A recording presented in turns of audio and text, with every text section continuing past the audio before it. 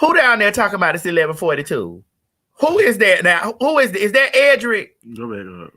Edric, what you writing down there that it's 11:42 now? What you down there writing that it's 11:42? Who is that? How you know we ain't trying to get the shit in order over here? Cause so that y'all don't be terrorizing and carrying on. Huh?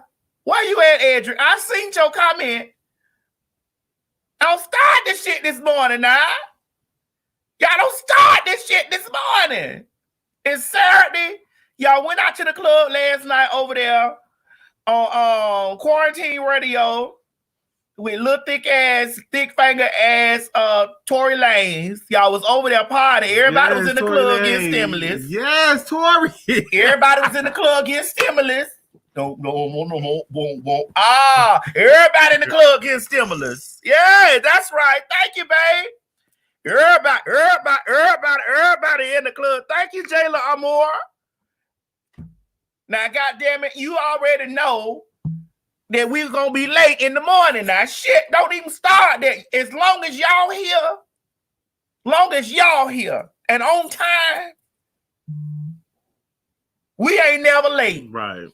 Now, don't start that bullshit now. You know I'm gonna have to come on with my theme song and all that kind of stuff. As long as y'all here on time, we ain't never motherfucking late. Never. This ain't no goddamn network television. Now, when my network shit going on, we gonna be on time. Oh, but while I run this motherfucking thing over here, we gonna be on time. And if on time is 11:43 or 1 o'clock in the afternoon, and I tell y'all good morning, believe you me, it's 10 o'clock somewhere. God damn it. As long as it's 10, 11, it's still in the morning. Thank you, Armani Everett. Thank you, baby. Everybody in the club. Everybody in the club getting stimulus. Oh, everybody in the club getting stimulus. Hey, Max. What's up, Max L? Big Max L. Hey, Max L. Dodd. What's up? Good morning. That's right, Diva TY. Diva TY on Periscope said he may not come when you want it, but see, he always right on time. My God, today. Good morning, everybody. Good morning. Good morning. Hey, Summer. Good morning. Hey, funny guy. That's right. It's 10:45 over there in Oklahoma. Your comments coming in so damn fast, God damn it. They're coming in fast as hell. Ain't nobody out there got no morning show like me that's real bad. We don't give a fuck what go on in the morning, but we talk about it. Mm-hmm. Right? We don't give a fuck what go on in the morning, but we damn sure talk about it. But I want to tell y'all, ladies and gentlemen, I want to say this before we even get started with the morning show. I want to tell y'all, thank y'all so much for the other day. All the love. Thank you, babe. All the love and pouring out of gifts and blessings. Thank you, Princess Tatiana. Princess Tatiana. Princess Tatiana. Girl, that's Princess Tatiana that she gave a girl an old dub. You know what I'm saying? You know everybody in the club gets stimulus. Everybody in the club gets stimulus. Everybody in the club gets stimulus. Everybody in the club getting stimulus. Everybody in the club getting stimulus. Yeah, everybody in the club getting stimulus. Yeah, look at God. Come on, stimulus. Thank you, Sylvia. Thank you. Girl. Sylvia, hey, thank Keisha. you. Sylvia, I want you to know that every dime, every penny, every nickel going to get rid of this neck right up under here. This neck right here. You got that neck. Then you got. But I'm gonna start with this one right here. Start with that neck and the chin. Mm-hmm. Then you got one more neck. You see that roll right here? Yeah, hey, come on, they helping me. My mom helping me. Everybody in the club gets stimulus. Then you got another roll. It ain't that many roll. It ain't that many. I don't see the line. I don't see the line, ho. I see the line. I don't see. See, you a real friend.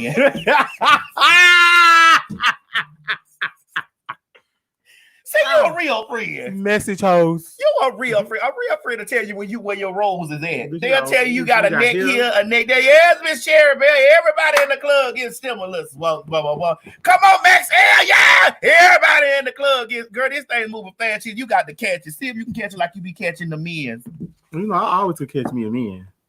I learned from you. Oh, everybody in the club gets stimulus. Yeah, thank you, most deaf. From West Palm Beach, Florida. Everybody in the club gets stimulus. Oh, all right, teacher. Let's start out with our money song. I probably fuck him in the living room. I'm a sure home. I'll make him eat it while my period on. Cause I'm a nasty hoe. Yeah. A red bone, but a classy hoe. Like jazzy hoe. Young jazzy hoe. And don't be scared, because if you're curious, just ask me, hoes, because just dick sucker. Hey, yeah. Comes quite natural. You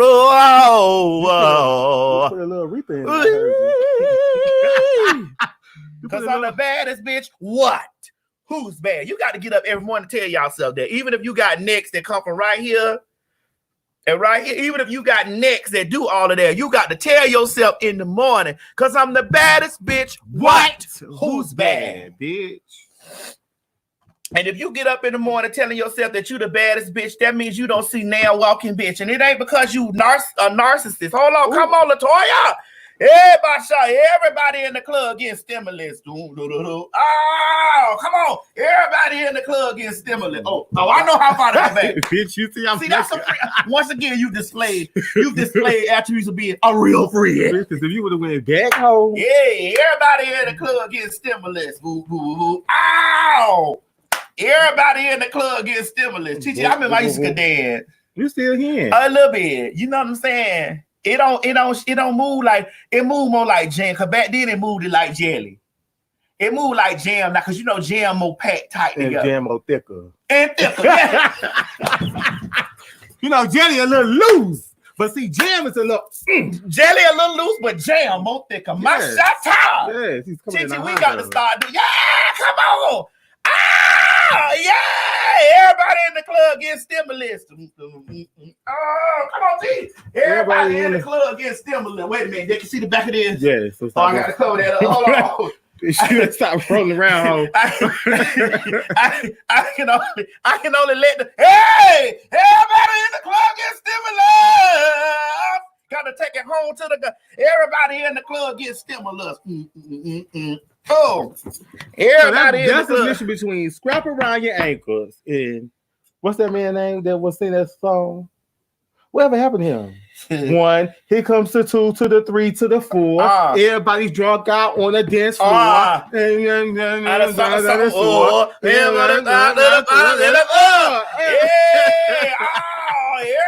in the club getting stimulus. Yeah, come on, Shakira. Ow! Shakira, you got me over here like this now. I'm trying to hope everybody in the club getting stimulus. Oh, everybody in the club getting stimulus. Woo! God damn. Bitch, y'all, listen, let me tell y'all something. Y'all know I got all that butter and creams and lotions and stuff around my heart. So every time this helped me lose. This helped me. Like when I be getting emotion like that, them butters, cream, lotions, and sprays be all around my heart and my arteries and stuff. That's why with bitch, I go to moving like this and go to hey, Catrice. Oh, everybody in the club getting still. Come on, Cedric. Oh, thank you, Princess Tatiana. Listen. Baby, they sending $2 in all. My God is good. My God is awesome. Thank you, Pretty and Black. Thank you, Pretty and Black. Thank you, Kay, from around the way. She said she got the request to say who's bad. Oh, go ahead. See, wait, hold on. Bitch, go ahead. Go, wait a minute. I'm trying to turn it around. See, I thought I'm in the living room. I sure at home. I can eat it. Can you hit that note again? Oh, while the spirit on, I'll make him eat it. She having a Rita moment today, ho. I'm having a Aretha moment because I seen it. Listen, I'm having a Aretha moment because ain't no way that the club, everybody in the club getting stimulus, girl. Oh my God. Who say, wait a minute, wait, I got a request over here. Hold on. Thank you, Cedric Bell. Yes, ma'am. Wait. Cedric Bell sent me $20. I love you, Cedric Bell. From this, he sent that to VTS, Cedric Bell. Tori Henderson, what's going on this morning? Everybody in the club getting stimulus. Susan Carrillo.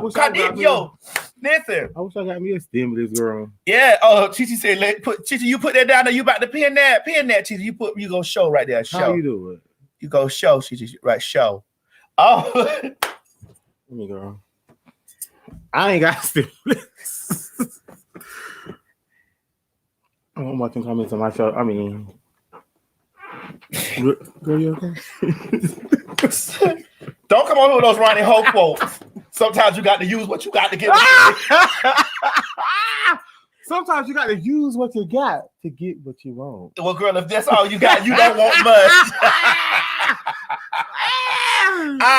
All right, y'all. Good morning. Let's get into Karen O. Question said, how can Max L ask how can he become a member? Max L, that's a she. What you talking about? See, that's a woman. Sorry. I just looked at, I glanced. She said, how can she become a member? See, because I know a lot of y'all be thinking I'm a man because I got on this little Richard hat. But listen, I want to tell y'all this morning. I may not be a lady, but I'm definitely all woman. From Monday to Sunday. Bitch. Trey love me much harder than you know.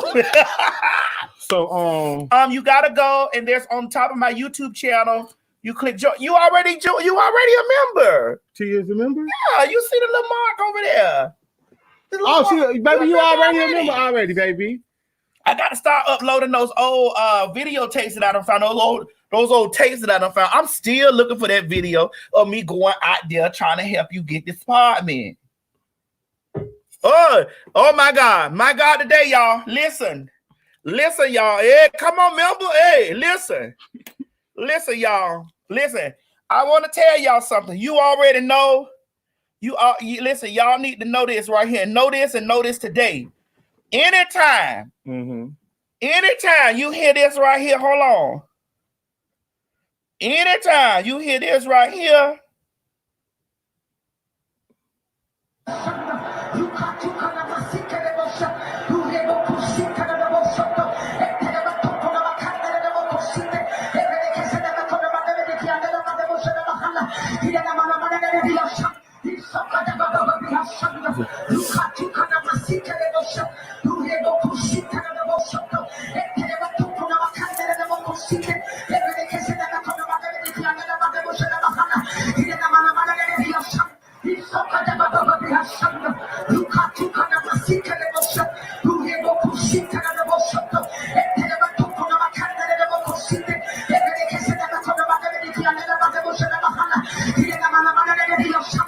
anytime you hear that, my God, today, boom.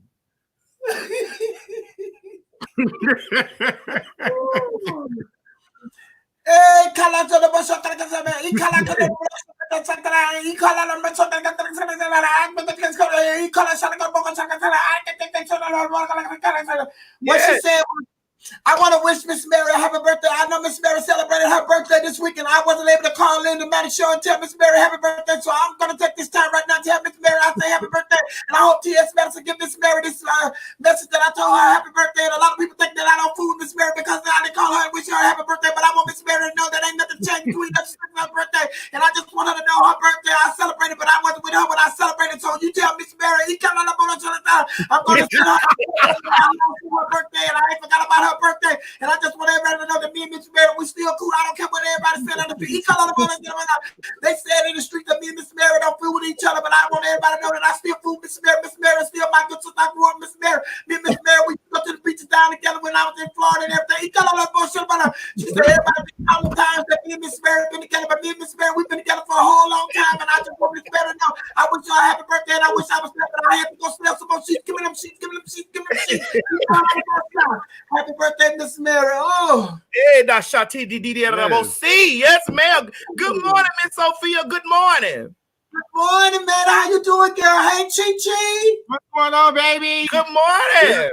Girl, I'm here still in the land of the living, honey. You know that's a good thing with the coronavirus going around, honey. You could wake up and inhale and exhale without no problem.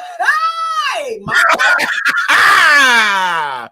Sophia, you know what we missed the other day when we was over there wishing Mrs. Mary a happy birthday? We didn't get your version of happy birthday for Miss Mary. Can you do a rendition of a birthday song for Miss Mary, please? Yes. Hopefully God will bless her another year, and I'll do it for her birthday next year. I don't do after birthday happy birthdays. Oh, you don't do after birthday happy birthday? You don't? For Miss Mary, I'll make the exception. Because you know her legs is a little swole, so she can't get down here. She might be in the. Oh, there she go. There she go. Hold on. Get ready, honey. Chi. Yes, ma'am. I was going to say, if her legs swell, that means she can make my banana pudding. So I damn sure not say. Damn, who I live with. There she goes. You see her comment down there, Miss Mary say, I hear you. I hear Miss Sophia. I love you. Yes, Miss Mary. See, then nobody bring it like Miss Mary know I could bring it, honey. Here you go, Miss Mary.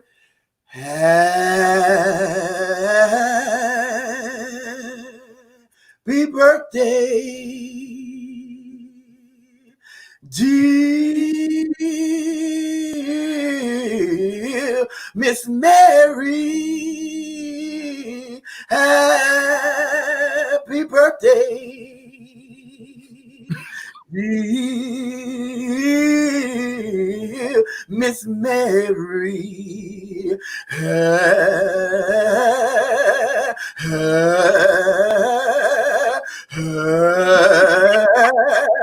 Happy birthday, Miss Mary. Happy birthday, Maddie's mama. Oh, happy birthday, dear Miss Mary. Oh,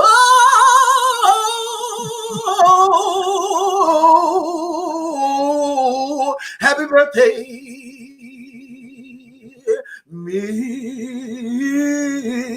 Miss Mary. And you know what, Miss Mary? And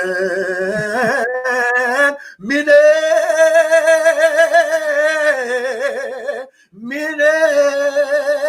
Oh, I wish you many more. Woo! Hey! Thank you, Miss Sophia. Thank you. Now that we well, she's still in it. You still in it?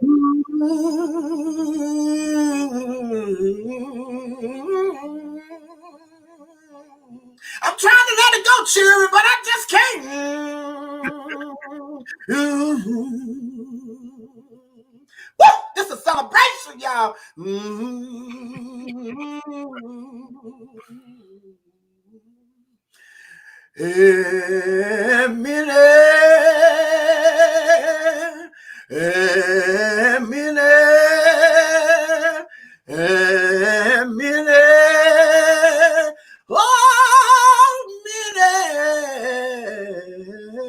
Many more. Hey. Oh, you like Shakalar Basit.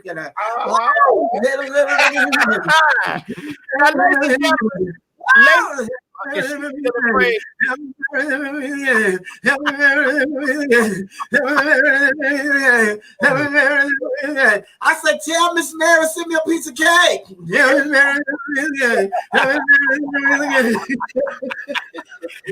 definitely. All right, ladies and gentlemen, and for those of you guys that are watching, thank you, Miss Jordan. Thank you, Miss Sizzle. Thank you so much. Everybody in the club getting stimulus. For those of you who are watching, when people come on, make sure you guys are following Miss Sophia on her YouTube channel, because Miss Sophia does she does funny social commentary on her YouTube channel, and she does We Are You Radio. Am I right?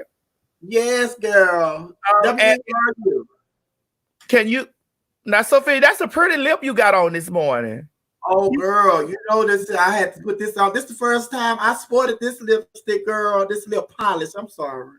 You did your own makeup this morning? Oh no, God did my makeup. I just did my lip.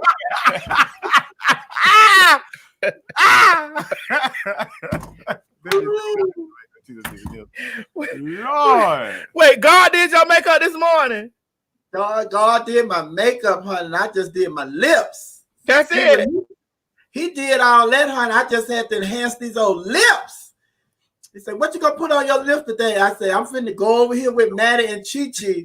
So I guess I'll chuck on this lipstick that say, let's go." Thank y'all. Thank you, Mike Yuckaby. Now, ladies and gentlemen, if you feel it in your heart, the tip you're saying, give her $1. She take 50 cents. She even start as low as a quarter.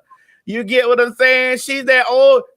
She sings those old hymns, those old slave hymns. So she ain't above getting a quarter to her cash out. She ain't above that now. Y'all send her a quarter, $1, or whatever. She said, "Let's go like the baby." Oh my God.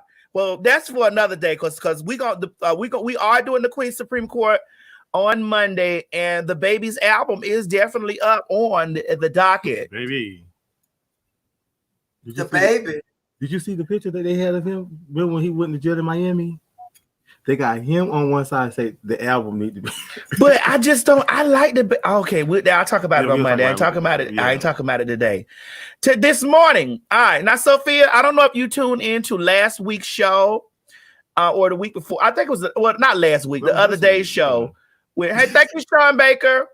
When Craig the writer Stewart, aka Lady Ankles, was on our live, and we were talking about friendships and things like that. Did you get a chance to peek in on that? Because I wanted to bring Miss Sophia in from Miss Sophia's side of the story, because the people in the comment section were asking for Miss Sophia's side of the story, and they were just talking about the time when Craig had tried to steal your friend's man, and you wasn't with none of that. What friend man Craig tried to steal? Hold on. Look, you know what? Just, we're the girl of clearing up all things. We want clean sheets in our church. So we just gonna go ahead on and add Craig the writer Stewart to the situation, because we want to get down to the bottom of this, honey. To the bottom. Oh, okay. Yeah, bring her on, honey. Are you sure she gonna have enough strength to hang with us today? Because she don't eat nothing but tree leaves, branches, grass, and health guru, honey. Here we go.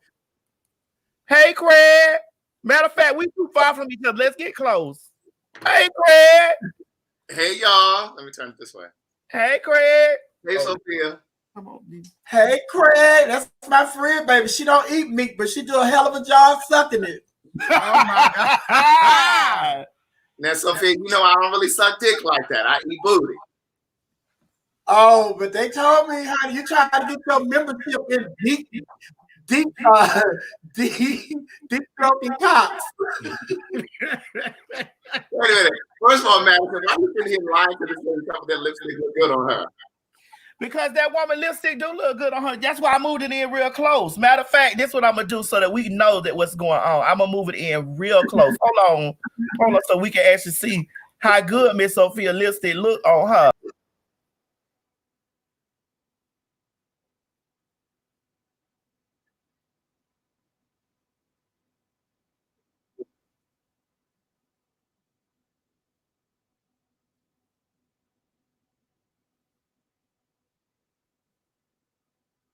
Wait a minute, has Miss Sophia's sound went out? Yeah,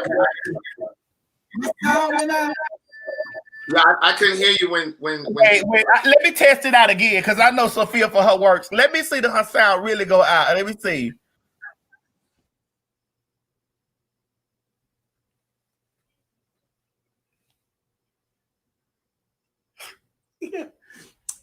Girl, stop. Girl.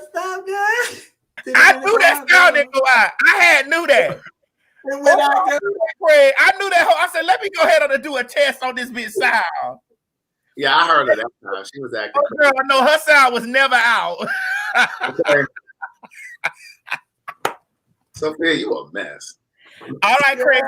So, Craig, You mean to tell me that they were asking you in the comments about the story for real? Yes, they were. They were writing down in the comments because they said that you had thrown Miss Sophia under the bus and that they wanted to get Miss Sophia's side of the story about that man because you already took that woman's husband down there when she was in Iraq fighting the Gulf War. That lady was out there fighting the Gulf War. And you done cracked up on that woman's husband. But if y'all want to understand it, read about in her book, One Thing for Certain, Two Things for Sure. Yeah! You can get Craig's books at www.craigthewriterstewart.com. Lady Ankle. They are also on Kindle, Audible, and things like that. You can use code TF Madison for 60% off. Because that's the book, ain't it? But no. I didn't throw Sophia under the bus. We just had a difference in opinion. Okay, so I'm gonna see if Sophia remembers this. Now, girl, you should remember this. See, Sophia's a little older than we are. Oh. Craig, don't try it. Just come on with the story. Okay, so remember back in the day when we used to go down to... No, I don't remember. And keep my goddamn name out your mouth. And the next time you say I ain't around, I'm going to cut your Uber over there and kick your ass, Craig. Maddie, I'm logging out, girl. Your shit have pissed me out, girl. I'm logging out. You're not going to do that as being a woman of God. You don't supposed to be using that kind of language. Oh, my God. But God, be careful of the enemy. Be careful of the enemy, honey. I want Satan to get deep behind me, and Craig is Satan, and I'm getting ready to go. You said I want Satan to get deep behind me. Go ahead. Yes, Go ahead, Craig. Nicole Henry. The books are on Amazon too. So we used to go down to. Or you can go get them at cookbook.com. What? Or you can get your books at cookbook.com.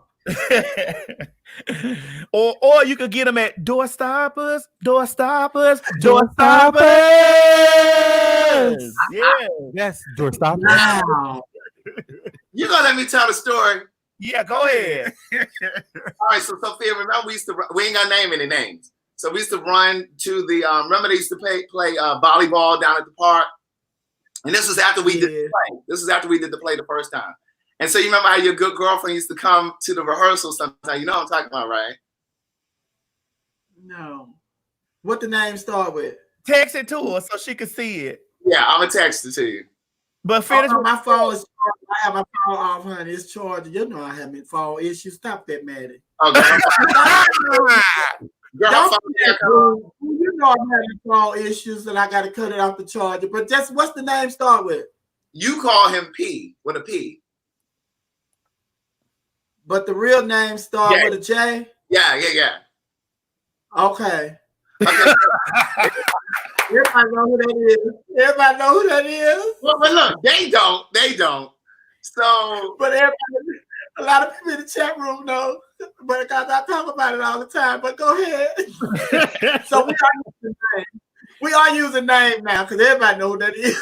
Oh my God. Okay. So this is after we did the play. And remember, we started hanging out. We would go out to eat and stuff. And then we would go down to the park because they'd be playing volleyball right there on the 10th Street side. Let's take notes because we got to deliberate over this. So So we used to go down to the volleyball thing. And remember, your friend saw this guy that he liked. And he liked the guy. And so then the very next week, but he never said anything to the guy. He never approached the guy. The guy never approached him. He just mentioned to us that he thought the guy was fine, So then the next week, I happened to be at the Mix. It was called Colors then. And the guy was there, and I was on the dance floor dancing. The guy happened to be on the dance floor dancing, but we were not dancing together. But you know, the dance floor in there is small. So when your friend came up, it looked like we were dancing together. And he said to the guy, well, your friend said to me first, he was like, he said, are y'all, he like looked at me and said, y'all dancing together? I said, no, I'm just happen to be, and I tried, because I didn't even know the guy was standing behind me. The guy was standing behind me. So then he turned to the guy because he didn't believe me when I said, no, we're not dancing. He said to the guy, he said, do you know Craig? And the guy looked at him and looked at me. He said, no. He said, but how you doing? I'm Darren. And he introduced himself to me and was like, how you doing? And that was his way in. Like that. And then after the club, he came over to me and was like, I would really like to get to know you. He asked me for my number. He exchanged numbers. So we ended up exchanging numbers. Then we all got together. It was me, you, Sean, that flies for Delta, Octavius. We all got together. I think we were I thought I wasn't using names, dopping you points. But go ahead. Put everybody's name in there. She said, hi, I'm such and she said the guy's name. Then she slipped and said the person who he's talking about. So girl, go on to use the name, honey. That bitch getting old. Okay. So when we got over to Octavius' house for dinner, because we used to get together for dinner, I think it was on Sundays or Tuesdays or something. And well, obviously your friend Jason had mentioned it to you, and he felt the way about it because he liked the guy. And because the guy came up to me, y'all felt like I was wrong because I took the guy's number. And my point then and now was, but Jason and I weren't friends. And Jason and the guy didn't have a history. Jason and the guy had never went out. And you felt like because Jason liked him first or saw him first and mentioned to me that he liked him, that he should have been off limits to me. So Sean, who flies for Delta, was on my side. But you, Octavius, and Jason were all on the same side. Do you remember the story? First of all, do you remember the story? Yeah. and that, ladies and gentlemen, is how a writer takes a situation and twist and turn to turn it into a book. Message! So I got questions before you and Sophia deliberate. Go ahead. And I'm not changing the story for the people in the comments. I'm just giving you guys more of the story. I didn't give this entire story the other day. I just kind of cut things out. But go ahead. Okay, so Craig, you were at Colors, which is now Mix. Mm-hmm. Yes. The Mix that we get in the residency at? Correct. You were there. Yes. This was like. So you're that old. Okay. Yeah, also, Colors. Jason flies for Delta.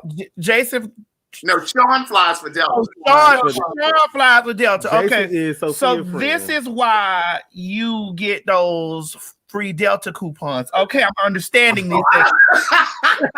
And also in the midst of this situation, the exchanging of numbers came on the dance floor or what? At the let out. You know, when we left out of the car, it was at the let out. Oh, it was like right outside the door, and you hopped. You were driving then because you know you're a chauffeured girl now. You were driving then, right? Yes, I was. Okay. You move really quick. Okay, all right. Go ahead, Sophia. Wait. Let me clarify. So when we got outside, I was going my way, and the guy was like, "Hey, excuse me." He said, "So can I get your number?" Oh, so he approached you. He said he had tapped me on my. Okay. Look, to Madison, he tapped me on my clavicle. Oh, your clavicle. and he said, "Excuse me, ma'am, you pretty. Can I get your number?" Excuse me, ma'am. No. This is what he said. He said, "Excuse me, young lady, in that cute little dress." Hey, Miss Stay, you. Pretty ankles. You girl, come here with the pretty ankles, with the pretty ankles. Now, one thing we're not going to do on this live is sit up here and act like that Craig is not a very attractive man, because Craig is a very attractive man. Craig is a man. Craig is a man. Craig is a very attractive man, because when I first pulled up to Craig's house and came to the door, you know, I opened the door and I thought it was a piece of butch queen that was an older, you know, yet older gentleman. When I opened the door, it came in when I first met Craig to come in, and he invited me in. You know, I took off my shoes. I thought we was getting comfortable. His shoes were on. Wait. You said when you came in and you took off. I took off my shoes, honey. You get what I'm saying? He was like, "Get comfortable." I was like, "Oh, I haven't had a man this old try to court me in a long time." So after I ran my feet through his fine carpet over there in that sickening condominium that he You know what? Craig gotta go. Craig. Come back. We need you. I had to get a water. Wait a minute.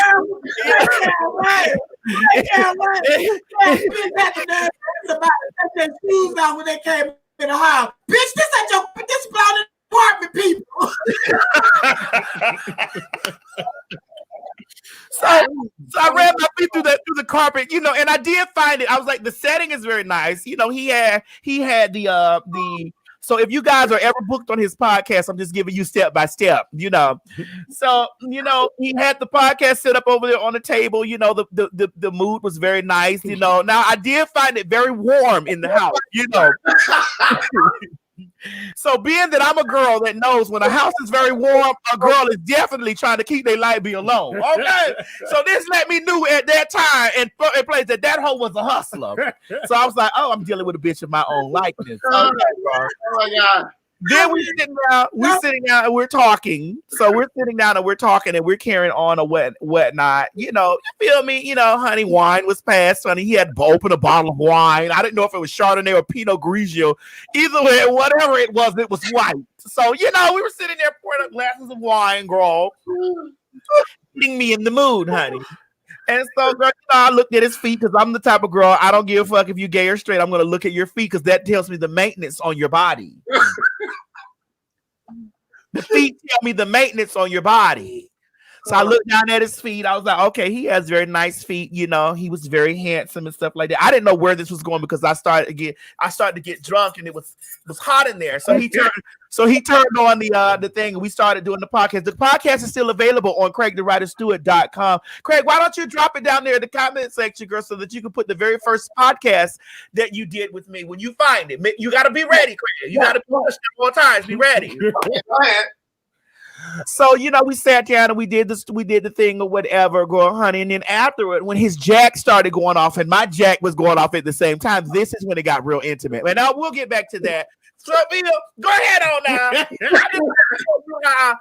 How I know how Craig is a very attractive man and how he does have hole pulling power. So he probably pulled in someone's husband. He's done it before. But go ahead. But no, girl, I just want to I was taking notes while you were talking, and I just want you to know that it was hot. Hold on. The reason that it was hot in there is not because he was trying to save on the bill, because a bitch that don't eat meat stay cold.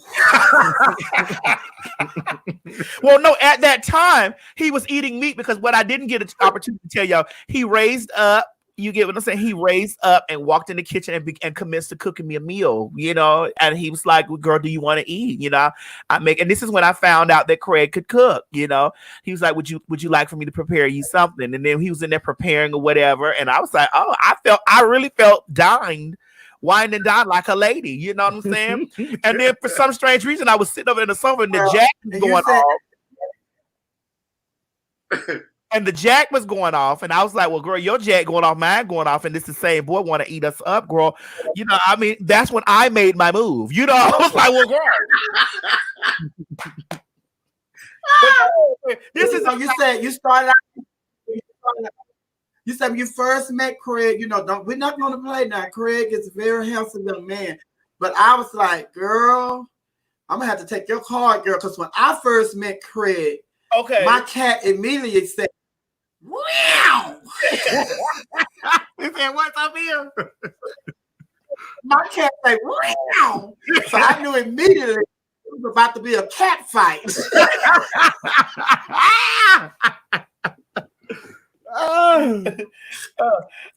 I'm sorry. I'm sorry, guys. I'm sorry.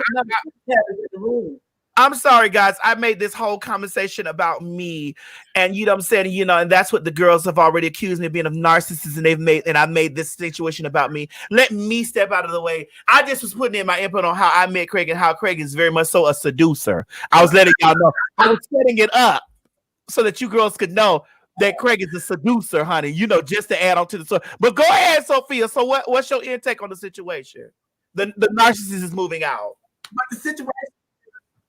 Craig said that they didn't know each other. They had been seeing each other. They just were separated at the time. They weren't dealing with each other at the time. They had been seeing each other. No. And then it's just like when Craig first told me, Craig said that he tapped him on the shoulder. He got the number on the dance floor when they were on the dance floor. Now he's saying, No, we got that. He tapped me on my shoulder when we were leaving the club and stuff. But the thing is, when we were talking about the issue, I've always stood on the side that if it's just like, you know, me and you, T.S. Madison, me and fucking that Neva, somebody, even if we're not friends, if we're associates and I know you, then I feel like anybody that you have talked to is off limits to me. But I have certain friends that feel like if you're with somebody and it doesn't work out with you two, then of course it's fair game that I could talk to that person if it don't work out with you two, even if we are friends. And I'm from old school, honey. It's just like if my friends or my associates, if they talk to somebody and I know that they talk to somebody or they were in a relationship with somebody, I'm not fixed trying to get involved with that person because there are too many people in the world for us to be playing around with the same person.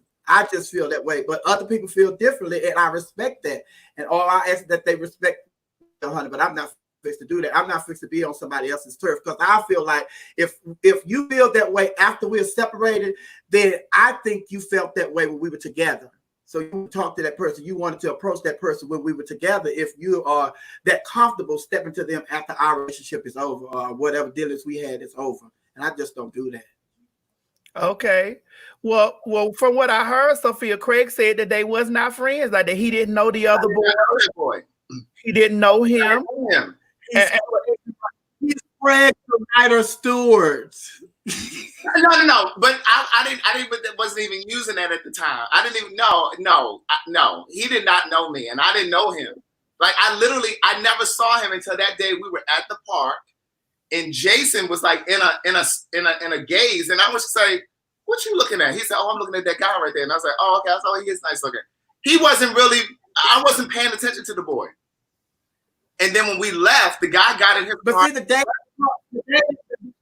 at the park and the time, how much time was between the day at the park and the night at the club? A week later, that next Friday. We were at Colors. I was about to say Mix. We were at Colors that next Friday.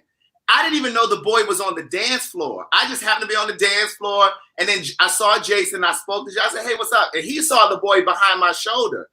And he was like, "Oh, you dancing with my man," or something to that effect. Yeah. And I looked, and I was like, "Oh, I said, I don't know him." But the guy, he tapped the guy and said, "Do you know Craig?" And the guy was like, "Yeah, I do. Hey, what's going on, Craig?" And then Jason looked at me, and the guy was like, "No, I really don't know him." He said, "But you just opened the door up. Now I'm giving you more of the story."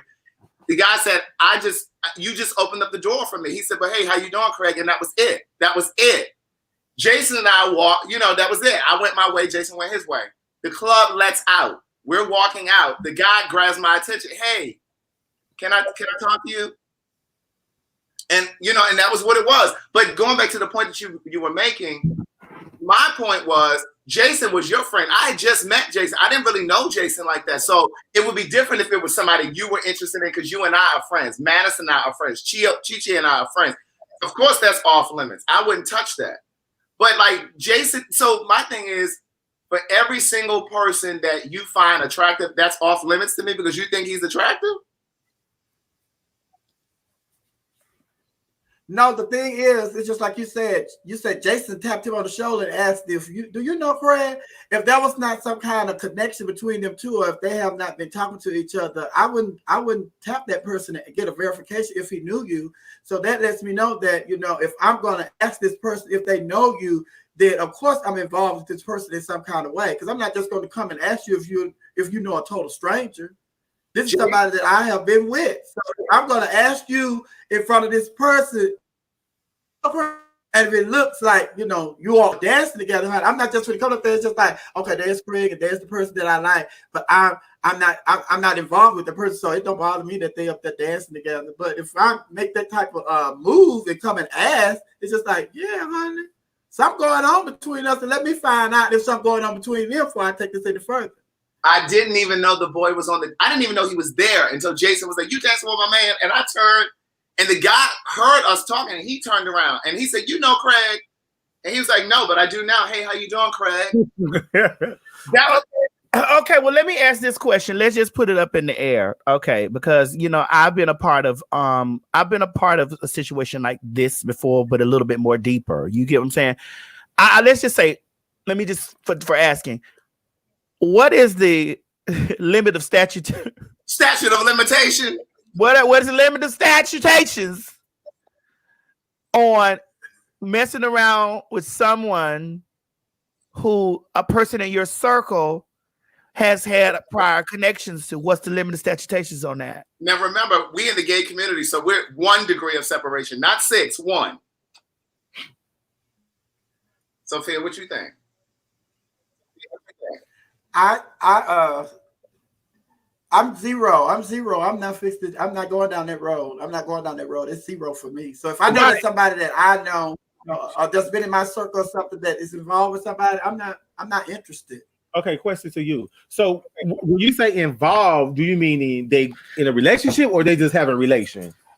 I mean, in a relationship. Okay. Like, how do you?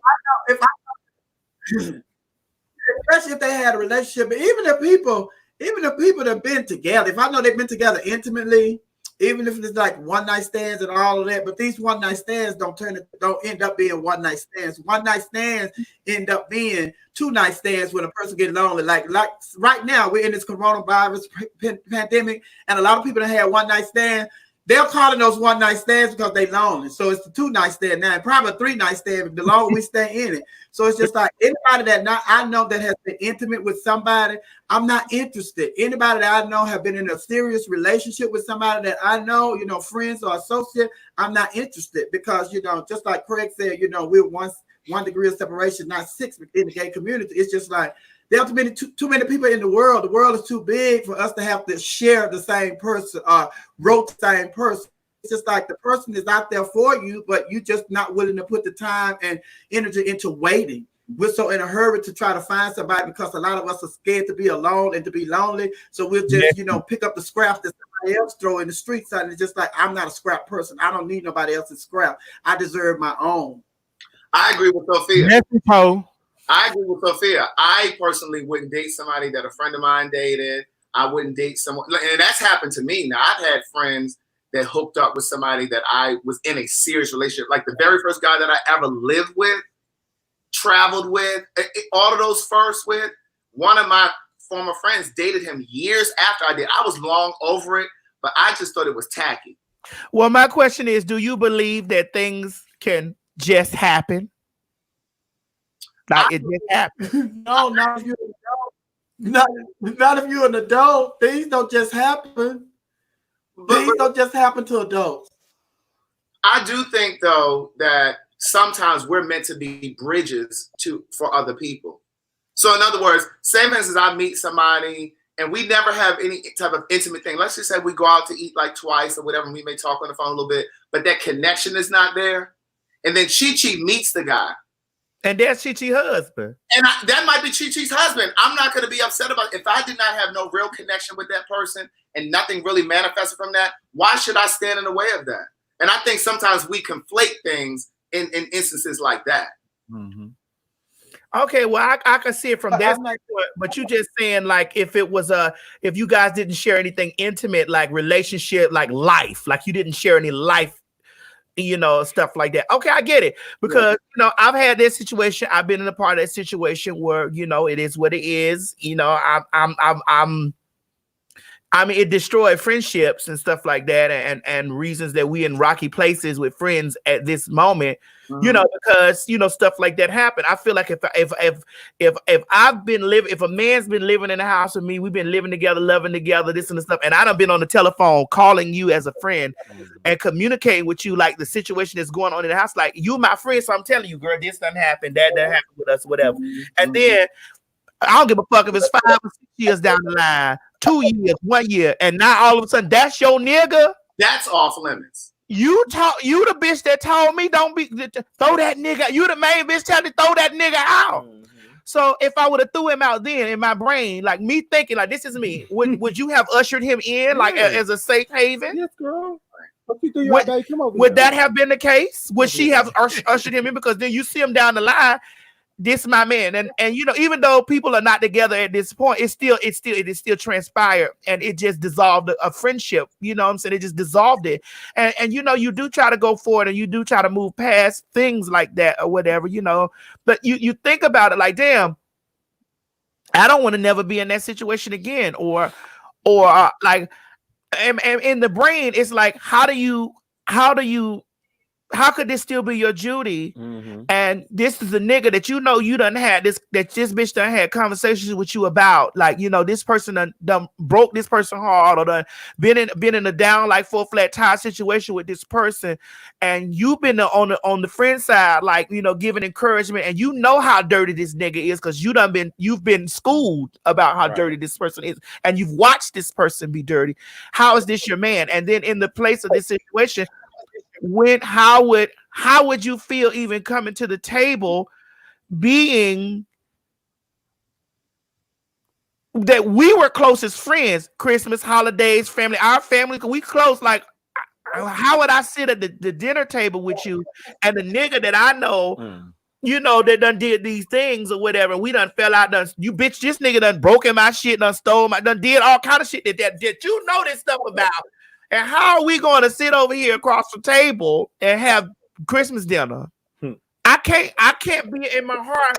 I can't really, and it's not about, I'm not fucking with you about no nigga, because it ain't got nothing, it's really not nothing to do with the nigga. It's just the whole principle of the situation.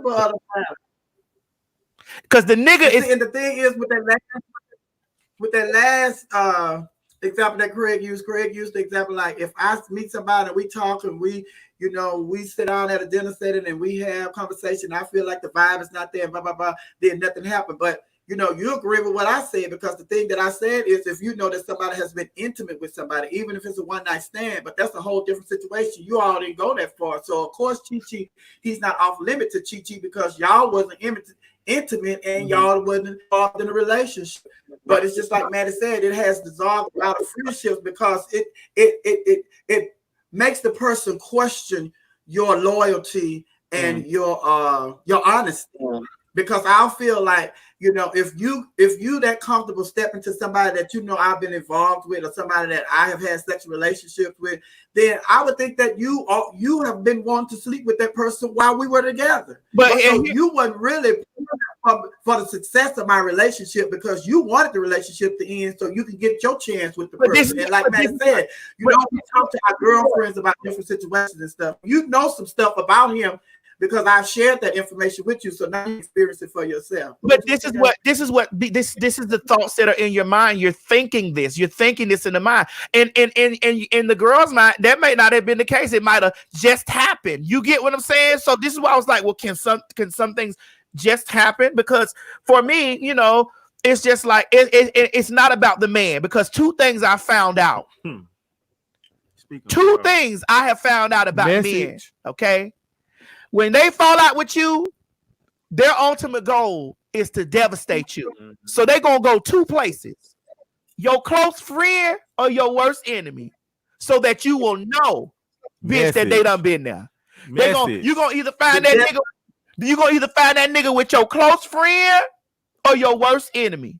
Or the bitch that you done wore out, the bitch that you done sat around and you done talked to your nigga about, that you can't stand that hoe. His dick going in that bitch, believe it. Or that friend over there, he gonna test or try that friend, because he know y'all was friends. Because his goal ain't really he don't really like neither one of the bitches.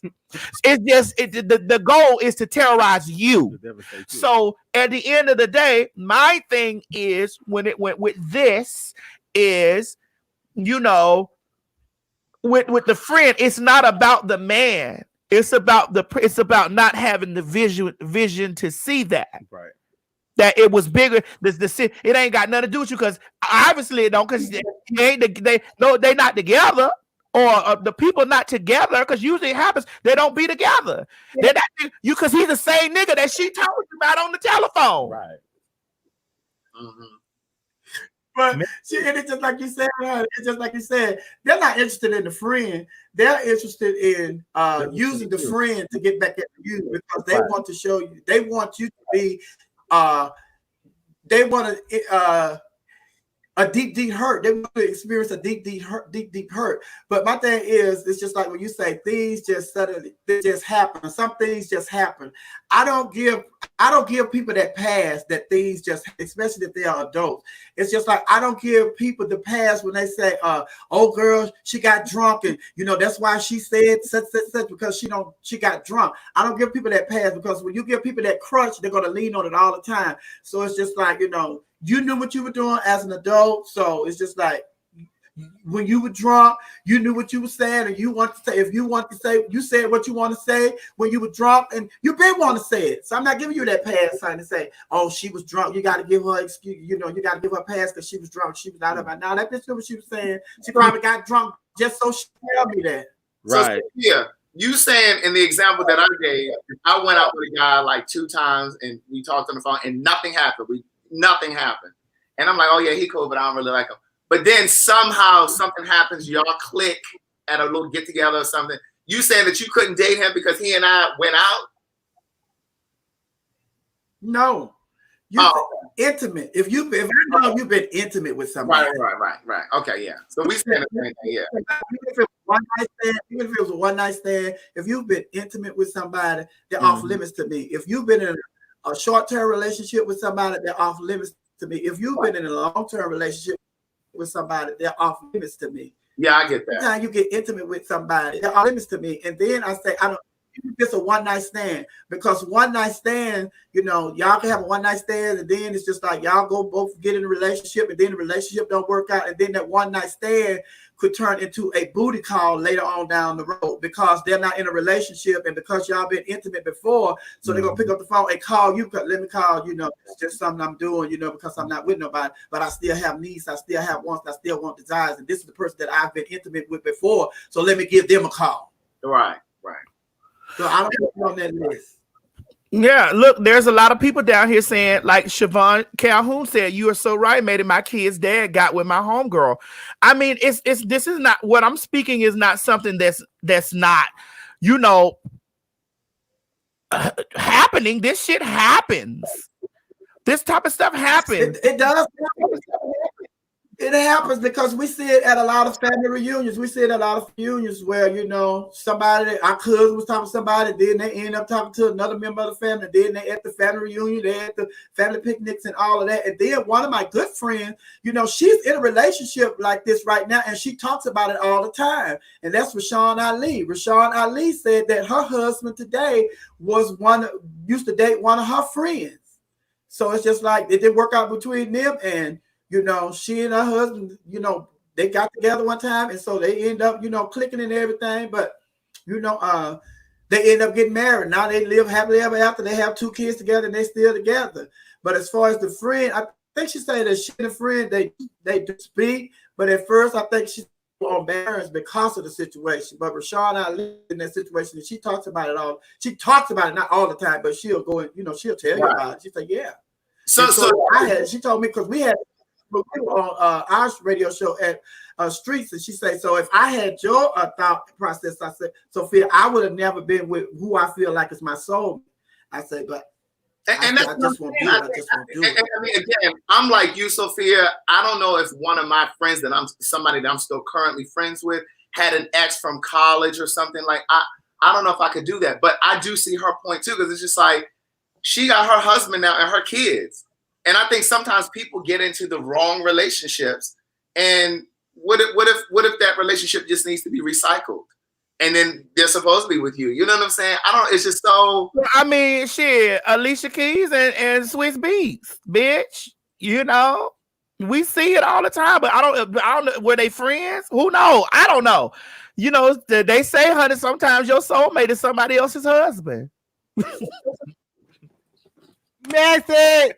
But here's what I was gonna say. In our community, where you're talking about lesbians or you're talking about gay men, the lines are so blurred sometimes because we're dating same gender. You sometimes meet people at the same time. So say for instance, we all hanging out, we're friends, and we could see the same person. I know not you, Madison, because you like a guy who likes trans girls. You don't like a guy who wants to date a gay man. I got that. But let's just say we all out at a little gathering and we see a guy and we're interested. Like, I just think sometimes we get upset when one of the persons ends up with the person. But it's just like, so we would never date anybody if we can't go after somebody that we all find attractive. You know what I'm saying? It's like the lines are blurred. I got a question. I'm raising my hand. Gina Hill makes. Hold on. But the thing is, to what you just stated, Craig, look at you and look at me. Look at Maddie and look at Chi. We are all different. Yeah. If we all go to the club, we all see the same guy. And we are all interested in the same guy. It is 4 different people on this panel with 4 different looks. And if the guy chooses to be with you, then that is not the guy for me, because you and I, we look nothing alike. Are you sure about that? So that would be a one-sided love. That is. Are you sure about that? But they don't like me. Are you sure about that, Sophia? You look like me when you take that wig and lipstick. Are you sure about that, Sophia?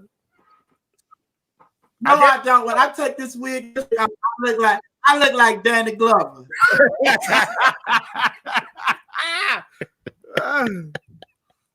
Well, no, I mean, what I'm saying is, I know this Danny Glover.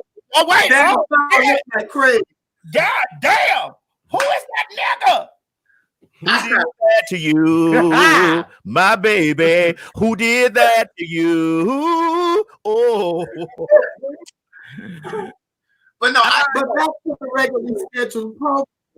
Right. No, we all are different, but I just meant an example of if it was 4 gay guys going out who presented themselves in the world as guys, or 4 lesbians that went out together.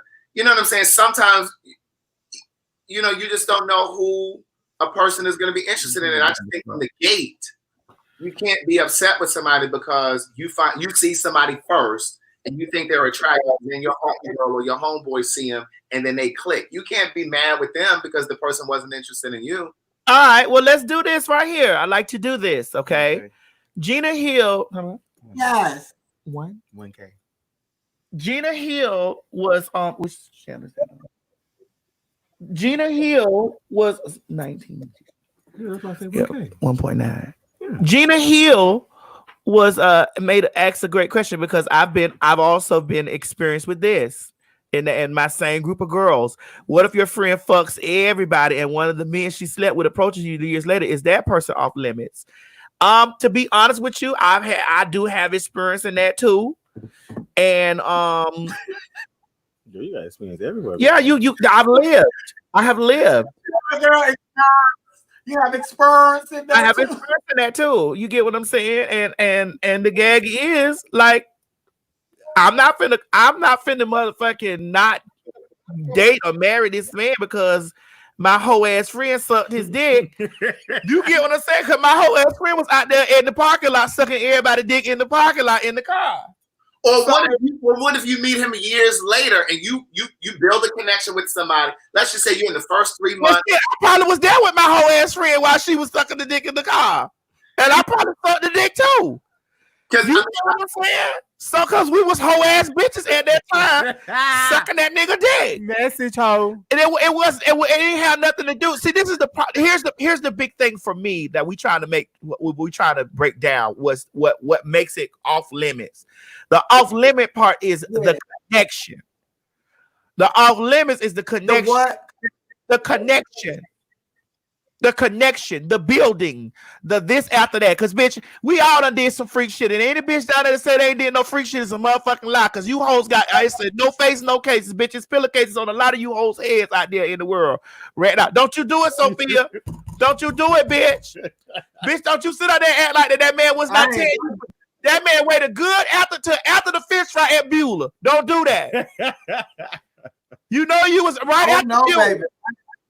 Yeah, Shanita. I ain't never did no freak shit, baby. I've always been a lady. That's why I don't allow people to call me a woman, because there's a man in it. I've always been a lady. I may not be a lady, but I do. I got a whole ass friend that's like that. A whole ass friend that that we don't. Everybody done sat around because we usually we ask her, girl, you had him, girl. What did it look like? We know she know first. Oh, girl, I don't know. Oh, yeah, girl. It was during the park. It was at the Freaknik. It was at this. I do that. I do that. But when you're young, but nobody don't take 10 serious. but when you're young, Nobody don't take me. Nobody don't take. Like, listen, everybody. but when you're young, you do stuff like that. Who? When you're young, you do stuff like that, honey. But when you get older, honey, and you decide that you want to get in a serious relationship, then it's just like there are some things that you're not going to accept, and there are some things that you are going to accept. And you are the one that have to set those boundaries on what you're going to accept and what you're not going to accept, honey. And then, you know, people Wait. change. Wait, so everybody want to be a virgin, but they go into the relationship not being a virgin. Where they do that at? wait, here it go. Now, Keisha Johnson say, Maddie, I got a cousin that fucks everybody. So personally, don't want to know nothing about they one night stands, because if he was online, trust and believe he gonna be in both of our inboxes too. So to keep anyone of us from feeling some kind of way, don't even tell us who you one night stand was with unless the dick had something wrong with it. No, I kind of agree on I mean, I agree with that. Mm-hmm. That's right, Crystal. The problem is going. These niggas for everybody. The problem is going to come. The problem is going to come when that person get involved with somebody and they don't share that information with them. Then the person can find out about it and say, "Why do you tell me?" Oh, China. Wait, China. Hold on. Wait, China. I had a friend that would fuck every dude I turned down. It was weird. I had to beat her ass one day. Fight that whole China. Yeah. China, no. Yeah. Oh my God, China, no. You gonna fuck everybody who I fuck, girl? China, God damn. China, wait a minute. Shit. Damn. I'm a different type of lady. I'm a different type of lady. I must admit. I have never been a loose woman. So that's why I've always been a lady. And that's why I never attended none of those conferences, woman, thou or loose. Because I've never been a loose woman. You've always had clean But I sheets. have a lot of, I've always had clean sheets. I also have a lot of friends and women. And I don't judge them for their journey. That's their journey. And I let them go on their journey, honey. But I'm on my journey and I don't let them influence me. And I try to be a positive influence to them. But if they want to be loose, you just kind of let them be loose, girl. Okay. Listen, but my husband, one of the things that my husband complimented me on was he was glad that this thing was still tight. Hallelujah. what, the grip you got on your hands? Because you got a strong grip, nigga. I shook your hand the other day, nigga. You got a strong grip. Chi. Yes, ma'am. Slap that nigga for me. Willie Scott the fourth, right? Uh-huh. Said my snake ass sister tried to walk in my room when my man was there and I wasn't. He called me immediately, and when I got home, baby, it was World War IV, and she had since moved out of the house. Oh, she wanted See, that's another point I was going to make too. I don't believe in leaving people in my house with whoever I'm dating, like friends. No, if I got to go to the store, you coming with me. You, my friends. You're not sitting in my house. Like, you need to come. And you don't need his phone. You know what that is, Scott? And when I was dating, I used to feel like that, but that is your own insecurity. So you have to work on that. You have that ain't no insecurity. That ain't got shit to do with insecurity. That don't got nothing to do with insecurity. That don't got shit to do with insecurity. You know how punks move, because punks move swift. Punks move with the wings of Hermes on the bottom of their shoes, bitch. They will swiftly move. Punks move. But hold on. But the thing is, punks could move how they want to move. But it's going to take the person that I am intimate with to agree with that punk and let that punk move on them. So if the person that I'm in a relationship with is down for what that punk move and put on him, then that person wasn't trustworthy in the first place. That's true. So if you can't leave who you love, honey, then those are trust issues that you have. That's the insecurity that you have. So I don't care what somebody does. I don't care what somebody does. If a man say he's straight, I don't care what a punk do. That man is not fixed to have no relationship with no man.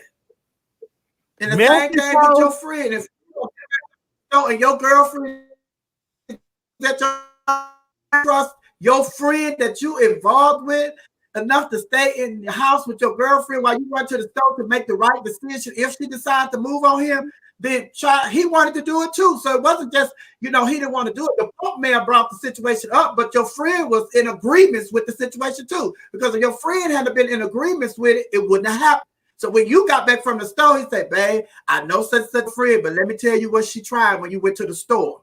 That's what you want. Yeah, you'll never get that if you have to take your friend. No, you do want that. You do want that. But here, Spill It Boy TV said something great message. Don't tempt them and don't trust them. That's it. Now, please, y'all send that out on Twitter. Hashtag TS Madison Morning Show. Hashtag message. Don't tempt them and don't trust them. Message. That's going to be the title of this video. Don't tempt them. Don't trust them. By Shaw. Now, here's the thing. Now, Chichi, I've told this. I don't think you were here, but I'm going to tell it while you're here. Mm-hmm. Okay. You remember that time I used to sick the boys on Chichi on the boys. I used to quietly give Chichi the Chris up here. Why are you falling out? I'm gonna do it for you too.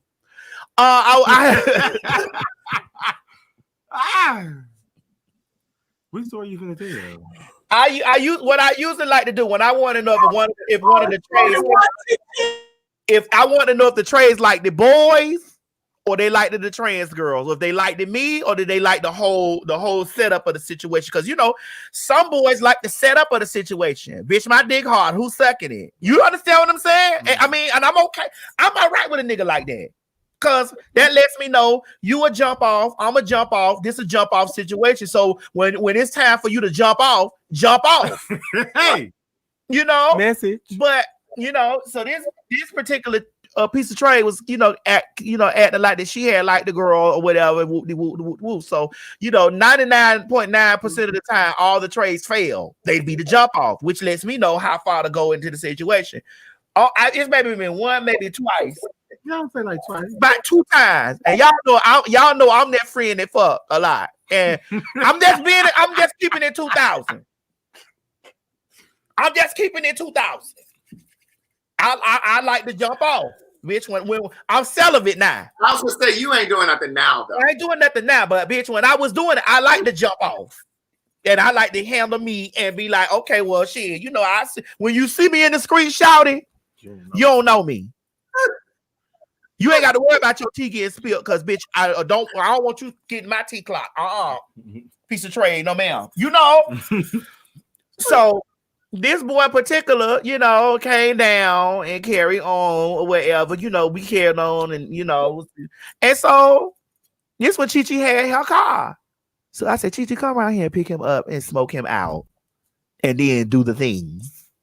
Chichi came around here. I gave Chichi money to go get her little bag of weed, because we know what the pieces of trade like. We know what it ain't like. They like to smoke. You want to drink? They want to play. I listen. I'm grown. I don't got no video games in my motherfucking house, bitch. I don't got no weed in here, bitch. I got alcohol in here, but that's just what it is, So.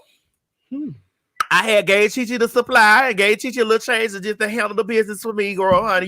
Chichi, they like to say you my do person, my yes man. Mm-hmm. At times, that is true. At times, you get what I'm saying? But because I have Chichi to do what I needs to be done.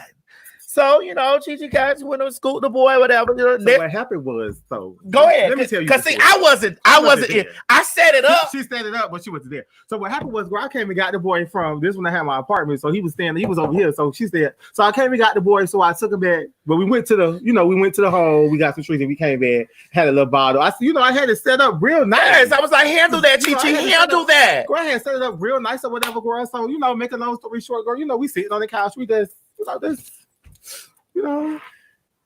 just passing. So I had, reach for the dick. I mean, like, girl, let me see what it's getting. And he was like, what? Chichi, what he gave? Yeah. Saudi. So, but she was like, he was like, can you call TS for me? I said, for what? Like, So what did you do? You tried to do what? Baby, She had reached in for the kill. Me, when my adrenaline go to rushing, I'm finna have a boy. I just go in for the kill. I'm not finna ask you. You already know it's an intimate setting. We got the TV on. It's dark in here. We passing the blunt. So I mean, at this point, you know what it's in for. So what's up? Maybe I had reached for daddy. He squirrel. Daddy had baby. Baby was like, After that story, I'm no longer calling y'all Chi-Chi and Maddie.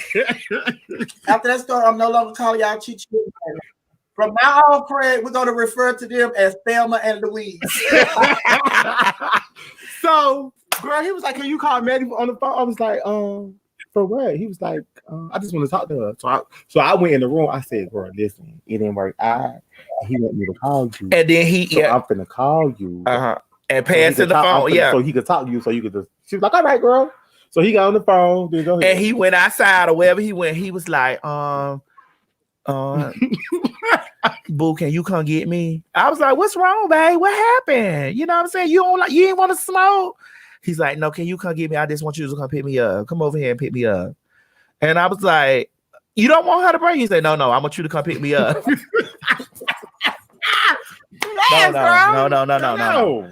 Girl, so I got in the car and went over there and picked him because Chi stayed when I picked him up. He came and then he was explaining to me going down the road. He's like, "Shawty, listen, I came down here for you. Like I fuck with you. I like you. I don't like boys. I ain't with and y'all not gonna like what I'm finna say." Go ahead. For my women followers that's following me. That boy's like, "I'm not gay. I ain't with that gay stuff. I ain't gay. Like I ain't on that gay shit. Like I ain't with that gay stuff. I don't like no boys. This ain't even my ministry. I ain't really even got into this for that shit. You know, I like you, shout it." And I was from that moment, I was like, now my next thing is so you're testing the nigga. Yeah, I have to test. Bitch, I'm not gonna be fucking with you. Thank you, Miss Jordan. I'm not finna be fucking with you. You feel what I'm saying? I'm not gonna be fucking with you if I feel like, cause I need to know because 99% of the time, the trades in the motherfucking community is community trade. That's what they do. You got to distinguish. Okay, is he community trade or is he a trading chaser? Is he? You got to figure out what it is because community trade, like everything walking. Right. Mm-hmm. See, I didn't get to the trading chaser. Girl, you have been fooling with him for a while, though, girl. You have been fooling with him for a while. Because during that story a while ago, you say he called, when you got on the phone with him, he called you boo. So all the person called you boo is your mama. So you have been with him for a while and he called you boo. Girl, sit your motherfucking ass down, ho. So he was not. He just was not with that shit. He was like, I'm not with the, Now had I put him in the next test, what was the next way you tested him? Well, I didn't get to the next test because I really wasn't trying to be serious anyway. I just needed to know what would do, because the next test was gonna be very much so I was gonna put him in a trans situation and a fish situation. I was gonna do all the three to see, do you like me? Do you whatever it is it do what is it about? Because I'm gonna put you in all them situations. Because Trey, 99% of the time when Trey like the girls, they like fish too. Mm-hmm. It's just what it is because a Trey's natural attraction is woman. That's his natural attraction to the whole situation. A man who identifies as straight. I know y'all butch queens be thinking that y'all get all these straight men, and that's fine.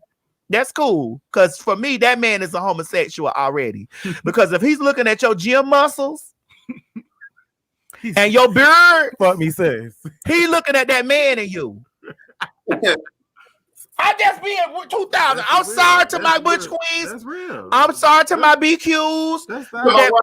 To my BQs, I'm sorry, and I'm sorry to my. I'm sorry to my BQs because you start having this conversation and the BQs be like, "Oh, y'all think they only know the trade? The trade may like, but that's a jump off. You get what I'm saying? Jump off trade, dick hard, bitch, for everybody. Even the cat. When it comes down to that situation, when the trades get down to that, a trade's natural attraction is to a fish. Fish meaning a trans or a genetic woman. He's attracted to the whole makeup of the fish. Not you, Sophia. Well, who's to say? That might be he might like old fish with green lipstick on. You never can tell. Thank you, Gerald Cummings. He might like old fish. You never can tell. You don't. You know what I'm saying? You don't know. You feel me? But all the women, all the people in the chat room, all the people in the chat room, y'all see how they was just going off on me and talking about me being fish and he might be attracted to the old fish and Craig talking about not you, Sophia. You see how I just laid here? Because the lady is to be seen and not heard. Bump them punks. I want to say, like, Sophia, the first guy that I ever met that was dating a trans girl was when we were doing the show, and it was Jasmine Bonet was dating a guy.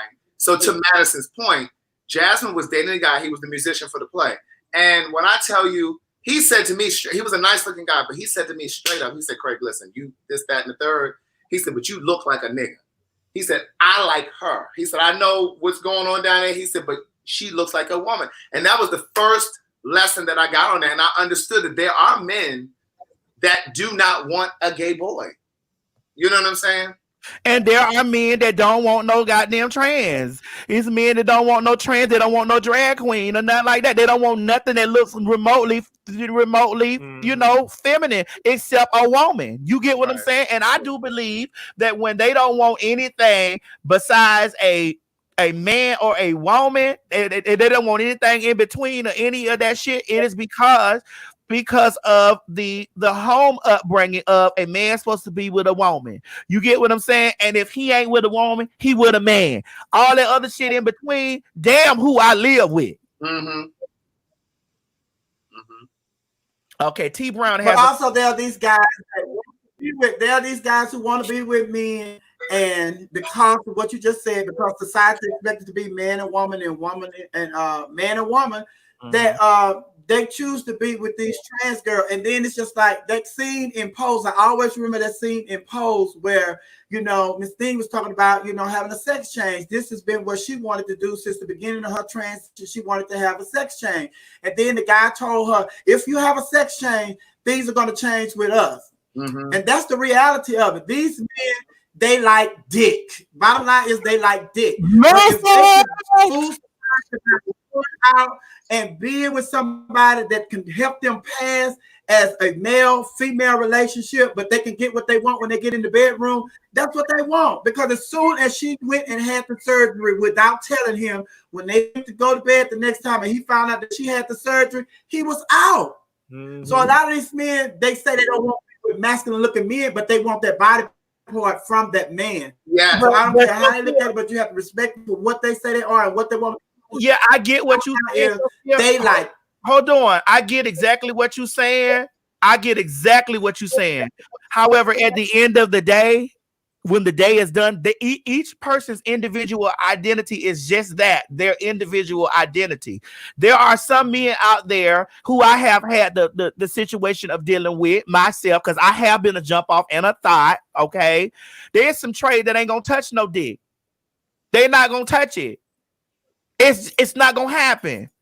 There's some trade I done motherfucker tried to force their hand around it. I don't fuck with them kind of trades no more because that's not my bitch. I'm not finna lay there and you gonna have your whole fantasy of the whole situation, because maybe it's the visual for the piece of trade. It's the visual. When people start understanding that people's sexual makeup comes from looking first. From looking and in the mind first, before it even gets down to the touch, then they would understand. Because I done had a piece of trade that don't want to touch the dick, you get what I'm saying, but don't want the dick to be gone either. I ain't never touched it. No, bitch, I ain't with that. Put a pillow over it. I don't fuck with them kind of trades no more, because at the end of the day, I'm not putting no pillow over. I got it, nigga. It's there. I'm not putting I'm not covering it up because you can't deal with it. You get what I'm saying? But then you don't want it to be gone. So let me ask you. So let me ask you this, Maddie. Do you think some of those guys that don't want to touch it, they are only doing that because they feel like that's how you think you want? You know, I don't want somebody that want to play with my man. They don't want to touch it. Well, do you think some of those guys just do that for you? Once they leave you, they will go and probably be with another guy, but they just don't want you to know that. Well, I don't listen. What you like I said earlier, Sophia, it's all in the mind of the individual. You understand what I'm saying? Like it has to be a person's own individual identity, you know. Right. And dog, I could tell y'all some stories when I was a hooker. When I walked the street and I had a boy date me that would suck the dick. That wouldn't suck the dick, but would get fucked. And I'm like, bitch, I need to get my dick sucked first so I can get hard to even go on you, because the thing about it is I have no interest in climbing your back. Like there was a time in my life that I had no interest in climbing on a man's, putting my piece inside of a man's back. I had no interest in doing that. And for the men that wanted that, I was like, I don't want to be involved with that. You get what I'm saying? And this man was paying me to do that. So therefore, here's the thing, what I started to learn. I started to learn and understand that this shit at times, for whoever it is in that moment, in that space, in that individual, this could be a fantasy. It could be a fetish. It could be some shit that they done watched. It could be something that they done seen that they want to act out. But it's all individualized, to your point, because I don't think all of them want the same thing. You know what I'm saying? I think it's so unique to each of us, like what you crave, what you want. But I wanted to ask you: so the guy who didn't want to touch it, or a trade that doesn't want to touch it, what, he just want to fuck, or does he want to get fucked? He want to fuck. He want to get his dick sucked. You get what I'm saying? In his mind, he is the man in the relationship, and this is the woman. Even though she got her piece, I'm not gonna touch it. It's just a visual thing for me, because at the whole illusion that bitch, you look like a whole bitch, you look like my auntie, or you look like my mama. But you look like not my auntie. No, mama. You look like a bitch that a thick asshole. Right. You look like this. You look like something. You give off something that I want to fuck. You get what I'm saying? But damn, you got a dick. I move that motherfucker. I done had Trey. I done laid baby Trey. I move the bitch out. Excuse me. Move this. Let me scoot this to the side. And I do think that it is the whole infatuation with the transformation. I think that that's what it is. It's the infatuation with the transformation. Like, dog, this was a man. You were a man. You were a man. This was a man. How many times have the fish done told the trade, that's a man? And the trade done be like, wait. You get what I'm saying? Like, wait a minute. In confusion. Like, wait, how? And then it becomes an intriguing situation in the mind. Like, wait a minute. Let me see. And this is why, for trans people, for me as a trans person, I'm never offended when somebody on a big platform or a place like ask, have I had the bottom surgery? That don't offend me, because I don't think that it's minimalizing my gender identity because they're asking me about my genitalia. What I thinking it is very much so, bitch, how is it's possible? Bitch, you just gave me the ultimate fish points. And bitch, see, real. And see, I think that's what separates you from the other trans girls. We're not gonna name any names, because you speak about it. You know what I'm saying? You humanize the experience for a trans woman. And that's what I'm saying. Those of us that, like, before I started working with you, you're the closest trans woman I've ever known. Like, of course, Sophia, you knew Sophia before me. You knew Sophia. Sophia ain't trans. That's Danny. Oh, okay. I'm sorry. I just wanted to make sure that we knew Sophia wasn't trans. Thank you, guys. So, I thought Sophia was trans. Wait, Sophia, do you identify as trans? but I think what's beautiful about you, and we talk about this all the time offline, is that you speak about it and you don't make it taboo to talk about having your penis. You know what I'm saying? Where a lot of trans girls, because they're more interested in passing and more interested in looking like on the outside what they feel like on the inside, they don't ever want to talk about that. So I think that's what's really groundbreaking about you. And see, when I first met her, I never knew her tea, like, because it was her, and then was another trans girl. I mean, that's the other week. That looked like, concrete. But when I seen her, she was finished. When I first seen her, she had a nice shape. I was small. I never knew that she was trans until she drove off, and my friend was like, "But girl, you know," I said, "Bitch, no." She said, "Yes, ma'am." And then I had Google, you know, her website. Okay, I get it. Because when I was younger, I never met trans. She was my first trans person that I ever seen in life. I never knew what a trans person was. You get what I'm saying? When I was younger. Right. So when I seen her, I looked at the other person. I said, "Well, girl, she looked kind of okay. I know what that is, but she don't give me that." And see, too, Madison, it's like because you are so vocal. Because I mean, honestly, I really don't know another trans woman or girl who is as open as you are about still having a penis. You know what I'm saying? I don't give a fuck about it because that don't make me. Like, you get what I'm saying? I think that because you're so open, you've bridged the trans community with the rest of us. You know what I'm saying? Because you've answered questions from me, and I'm in the LGBTQ community. You know what I'm saying? I think a lot of times people assume that because we're under the same umbrella that we know all the answers. There are a lot of things that I don't know about lesbians. You know? Yeah. Now listen, and there's such an untapped market that we don't in our own community that we don't ever talk about, which is like trans men. Like we never talk about trans men.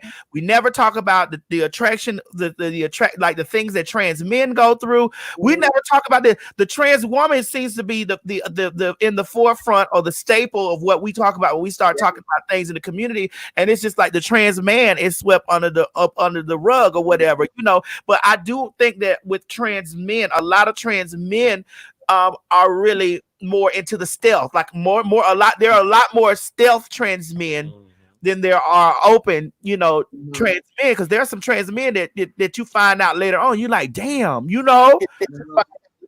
And you've made it okay for people to ask questions.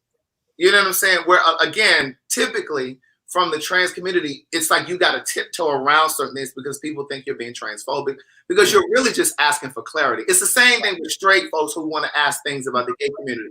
Sometimes we get so offended when they're just asking for knowledge, but you know, you can't really educate people or bridge gaps if you don't give people the latitude to ask questions. It's not always about trying to offend you. You just want to know. Yeah, and for me, like I don't get not on a large level. When you talk about individuals, it's an individual choice that they have to make, and you have to respect the individual for the choice that they're making. If they don't want to speak about it, they have their reasons for not speaking about it. Some people don't want to speak about it because they look at it as you reducing their whole being to their sexual part.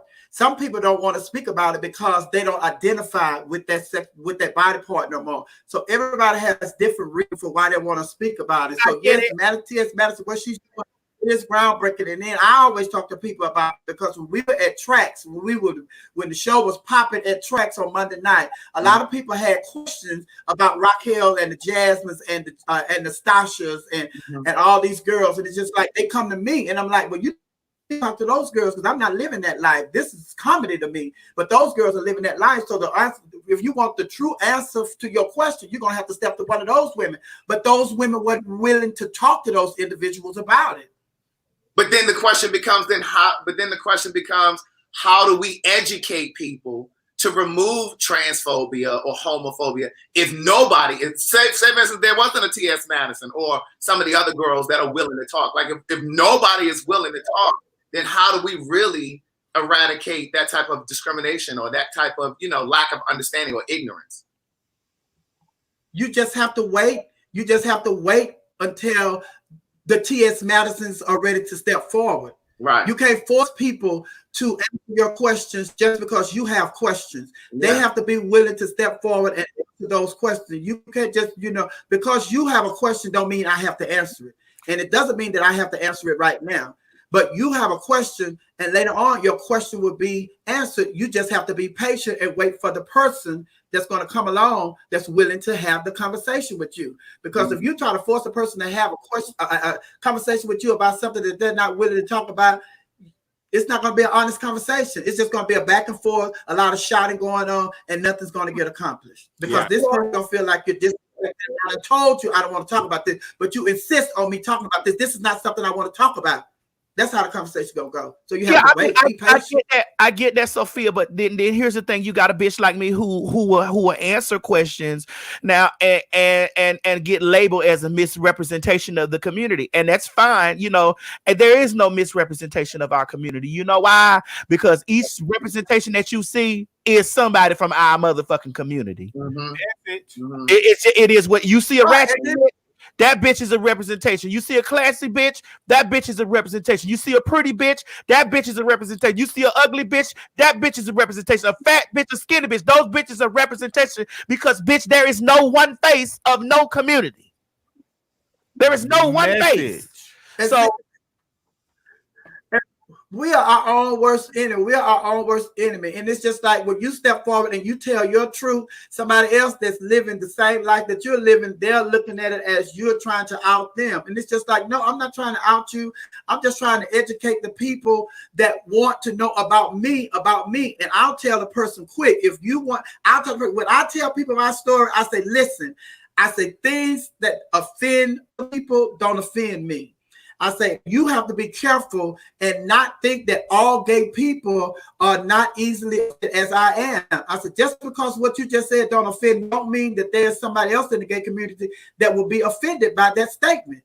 I said, so you have to treat people on an individual basis. It's just the same with you, honey. People have to understand that I'm telling my story.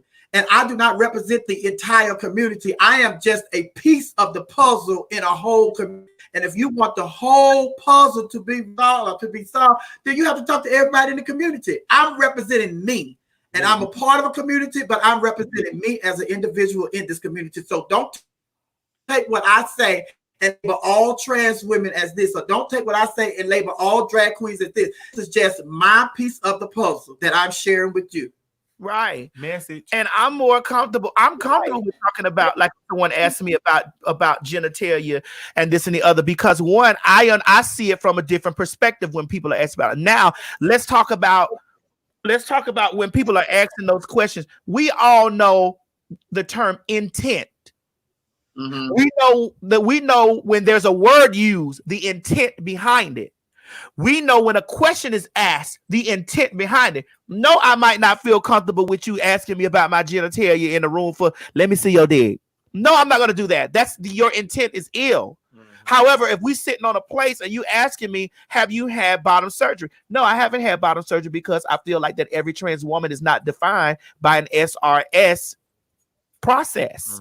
Tell them what that is. Tell the people what that is. Sexual reassignment surgery. So, and you there's different ways. So you have to understand the intent behind anything that is transpiring with you. The intent. Just like people have an issue with the word fish and faggot.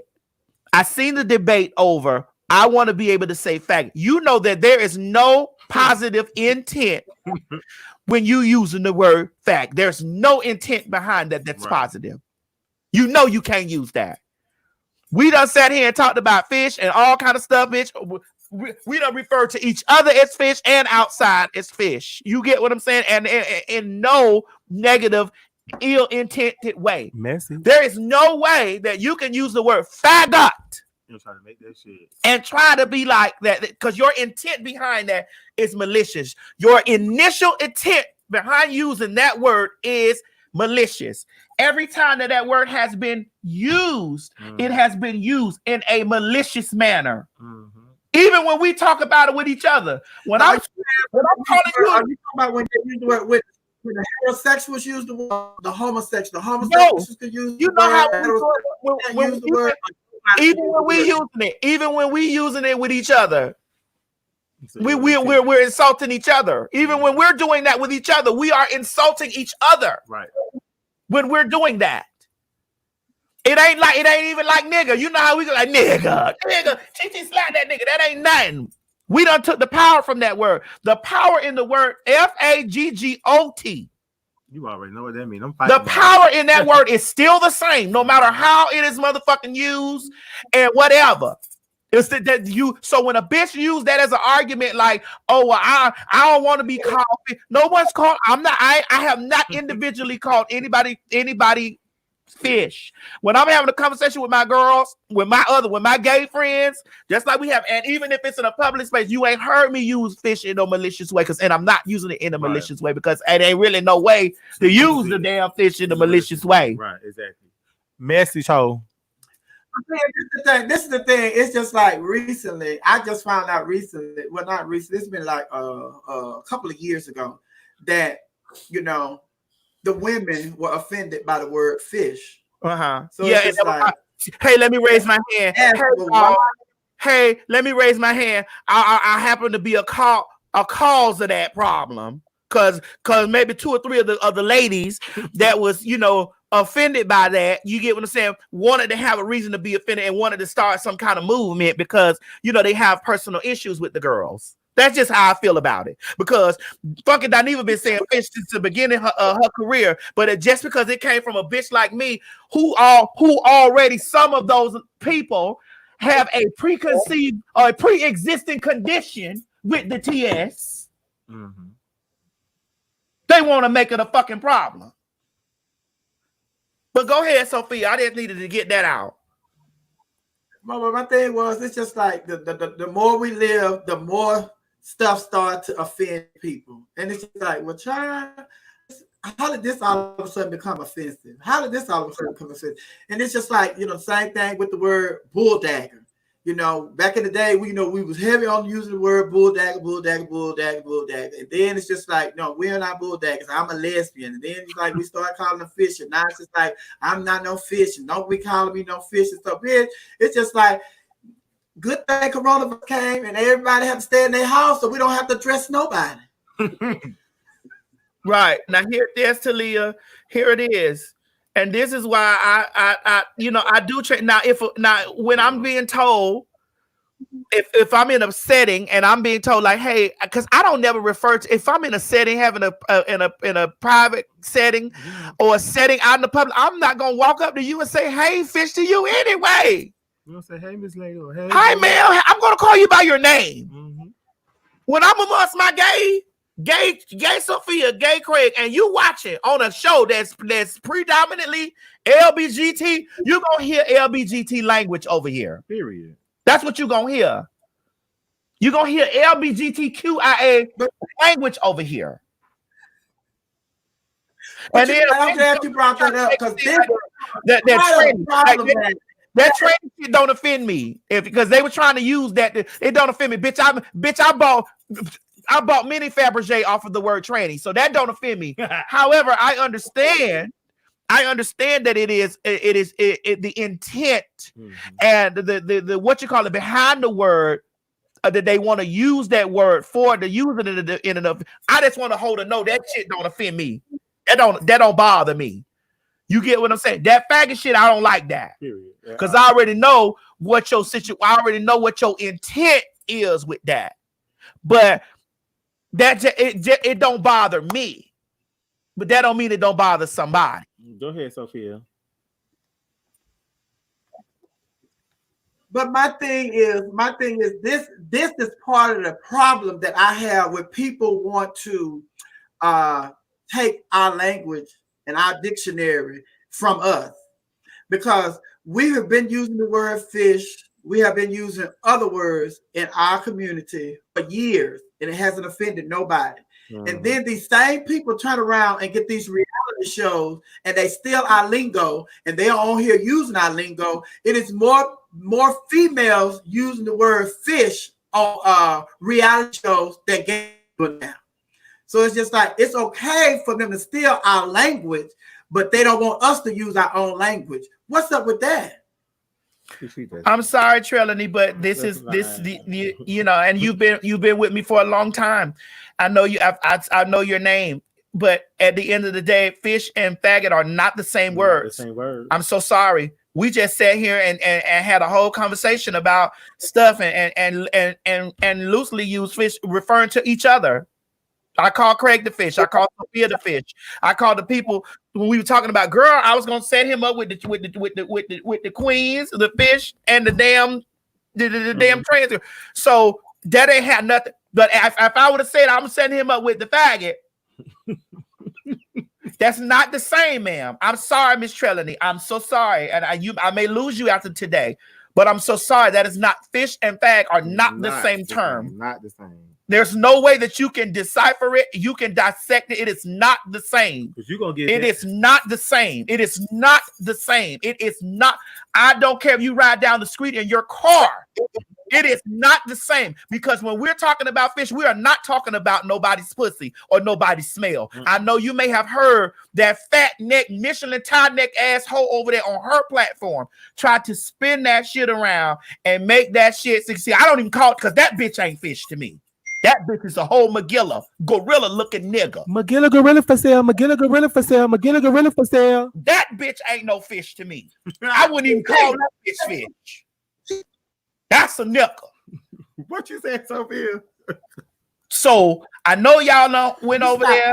Y'all done heard all that. It is not the same, ma'am. And there's no way there. And there's no way. And what no one is going to do is come in an LGBTQIABC space and minus the word fish from over here out of my conversation, because I'm not disrespecting you. Right. Message. As a comedian, I just want to say that if I know you are offended by the word fish, and I am in my show and I am still going to use the word fish, but I'm not going to refer to you, I am talking to somebody else, or I'm just not going to not do what I'm gifted to do just because somebody is offended. Because everybody and everything offends me. If I tell them what offends me, they're not going to stop doing it. So all I can do is, if I know Maddie don't like being called fish, if Maddie is at my show and I decide to use the word fish, I'm not doing it maliciously because Maddie is in the audience and she don't like the word fish. I'm doing it because that's what I do, but I'm not fixed to let you water down what I do because it offends you. I'm not talking to you. And I'm not coming from a derogatory place when I use it. And everybody know that when I come to do a show, I have no malicious intent. So my intent is never malicious, it's never to demean people, and I cannot water down what I'm gifted to do because you are easily offended. If that was the case, then we probably couldn't do comedy shows. We probably couldn't have conversations, because we were offended. How many of us were offended when they were sitting up there preaching about the gay lifestyle from the pulpit? They still doing it to this day, knowing that it offends us. They don't care. So they were not accommodating to us. Now we have gay affirming churches, and since we have gay affirming churches and we have left their churches and left them have that, they are offended that we have our own gay affirming churches. Well, you were offended me when I was sitting in your congregation. Now I have my own congregation. You are still offended. You cannot just give in to people that are offended so easily, because you cannot please everybody. So stop trying. Well, I don't give a fuck. And they can take a whole snippet of this and put out there. I don't give a fuck. Because at the end of the day, I know I'm not disrespecting you. Bitch, you say, I don't even like I have conversations saying bitch, but when I'm talking to a woman, even when having a conversation with a woman, I don't like really saying bitch unless we come in a comfortable space saying, I'd rather never say bitch to a broad, because it's like bitch, because I know the intent behind bitch at times. A person like, hey, don't be calling me no motherfucking bitch. Okay, because I know how it is with that. And when I hear bitch sit over there and say, because I'm okay with saying because the person who I'm talking about was okay with being referred to as bitch. So when I hear bitch sit over there and try to make a motherfucking wave about the word fish, because you get what I'm saying, this is some shit that they want to jump on and cause a stir of echoes. You get what I'm saying? I'm like, bitch, how you sitting over here okay with a motherfucking nigga calling you a bitch down? Because a bitch gets beat down in the dirt the way a nigga can use it. And nobody called you a fish. Nobody called you per se a fish, bitch. We're just having a conversation. But you got a whole ass motherfucking problem, bitch, but you cool with being called a bitch. Okay, puss ass bitch. Fuck you. So I ain't finna, for the TS bitch, you ain't finna Police me with that bullshit. It's not gonna happen because I'm not finna be. You not finna tell me that I'm over here calling your pussy. Say, bitch, I don't know what your pussy smell like, bitch. If I say Sophia look like the fish, bitch, she look like a woman to me. If I say Craig look like the fish, he look like the damn fish to me. Messy toe. Maddie, calm down. But I'm just saying they always. But listen. But people can say, like I said, honey, they can't say that freely. And people have, you know, like you said about the word bitch. You said about the word bitch. Do you think that the word bitch is going to be banned from all rap songs? No. Do you think the rappers are going to stop using? Mm-hmm. Do you think the rappers going to stop using the word fag? No. In their rap song, it's just not going to happen. It's just like, you cannot please everybody. My thing is, you cannot, as long as you know your intent and your intent is not malicious, you cannot let people water down what you do. And if people, your true friends, your true friends, and your true family knows your heart and your intent, and they know you're not a malicious person, and you're not going to have these discussions with them because they're not going to question what you do. It's only people that are on the outside that have created this imagination of who you are in their mind. And because you're not living up to the fantasy that they have created you to be, then it's a problem for them. You're not trying to live up to nobody's fantasy anyway. I understand. And Trelani, I thank you, baby. I ain't mad. You know, like, listen, you see, I know your name, Trelani Davis. I've been seeing you in my comments. You've been supporting me for a long time. I know the call. I know that the call you Trelani. Like, I ain't gonna. I guess people have to understand it in the context. Like, we talking, you know. So I get it. I thank you, Trelani. Thank you. And then listen, I will never call you fish ever because that's not your name. You know. Tyree said faggot can be used and not malicious. It's the intent. Oh. Sophia. What happened to Sophia's internet? Oh, she got that internet that went out. Well, she was going in and out anyway. That sound was terrible. Oh. But I'm just saying, when I said that people use faggot freely, like the people that talk to us, they say faggot like it's just. But they want to say that, and they know the intent behind that they're using it. Punk, you so purple. Hey. You know. But to your point, like you had said earlier, like you don't, when you talk to women, like you don't call them bitch. I don't get into that either. I don't unless I feel in a comfortable space, you know, to be, you know, because I know what that shit is. My mama would tell you, yes, Gina. My mama would tell you, listen, when y'all having a communication with me, don't call me no bitch. Yeah, I don't do that. But I also don't like when women, even the ones that I'm close to, or the ones that I don't know, or you know how you meet a person through somebody, and they're like, bitch, that they think because you gay that you okay with them calling you bitch. I don't get into that either. And I'll correct the woman. I'm like, don't do that with me. Now, like you say bitch, Chi would say bitch. I would accept it from another gay guy, but I don't like when a woman, whether she's aligned in the community, whether she's a friend, I don't get into that. Like, don't play with me. You know what I don't like either? I don't like when the girls see other gay people. Hey, Punk. Punk is not my motherfucking name. My mama didn't name me Punk. My name is what my name is. My name is not Hey Punk or Mr. My name is what it is. I don't like that per se. When you see me, when somebody introduce you to another real woman, they be like, "Hey, Punk." No, I've never had that happen. But well, that's the Florida. That's definitely a heavy Florida thing. Okay, heavy Florida. Hey, Punk, what's up? Like you don't like you don't. Yeah. Yes. But the other thing that I don't like when I meet somebody, a woman. And I'm just meeting her through a friend, and she's good friends with another gay friend of mine. And she'll be like, "Hey, bitch, hey, Miss Thing, hey, girl, don't do that with me. Don't Miss Thing me." They be like, "Oh, hey, girl, hey, Miss Thing, You know, Lord, look who came back, Craig. Damn. she had to pay her bill. Oh. So she only The music called Evil Goldfish. Yeah. Just, Yes, thank you, Duchess Kelly Love. Duchess Kelly Love. You make me feel mighty real. You make me feel so real and trill. You make me feel so real and trill. Maddie. The reason out of the chat room was because I was tired of topping Craig. Oh, you was tired of talking to Craig? You was tired of talking to Craig? Girl. Topping. T-O-P-P-G. Is she putting it from another country? Hold on.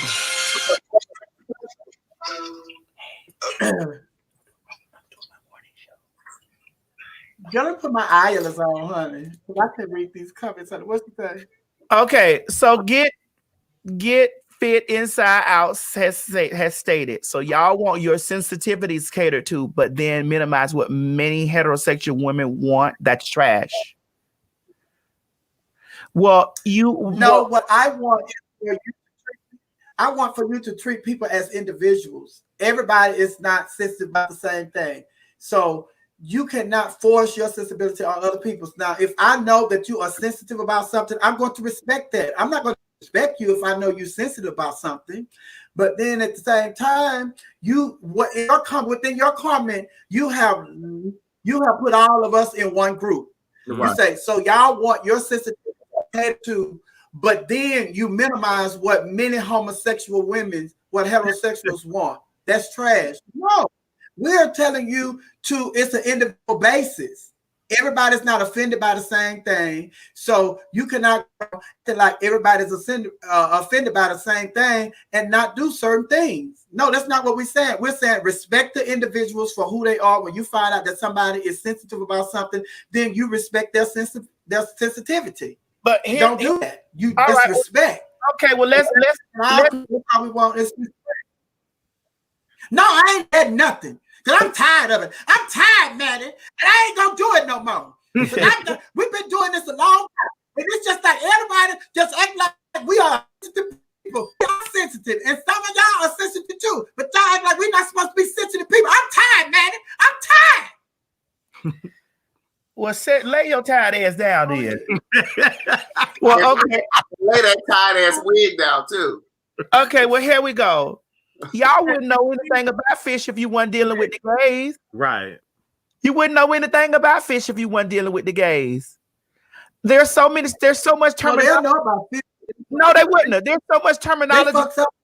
No, so about fish at the fish market.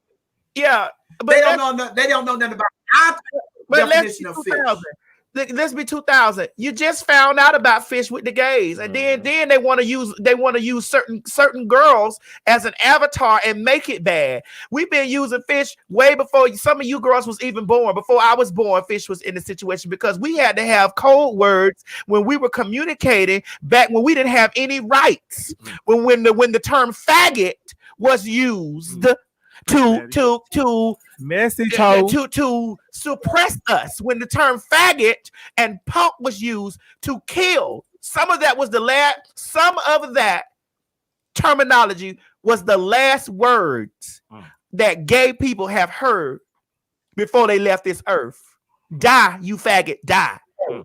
Some of those were the last words that we heard before we left the planet. Okay.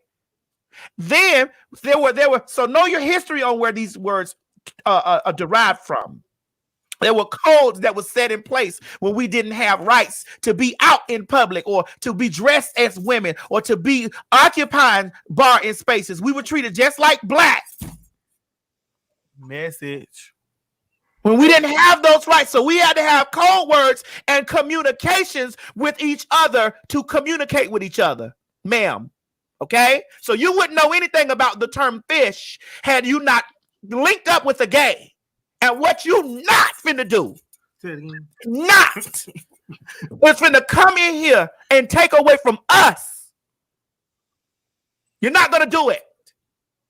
You're not going to come in here and take away from us what we done lost our lives and what we done earned. Message. Because now you're offended and want to say, why can't we use the word faggot? You can't use the word faggot because the word faggot was some of the last words that gays have heard before they left Earth. Get the fuck out of here. And thank you.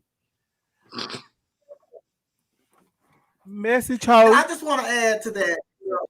I just want to add to that.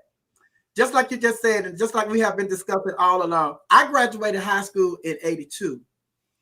So I have been called everything under the sun, including fatted, sexy, punk, all of that.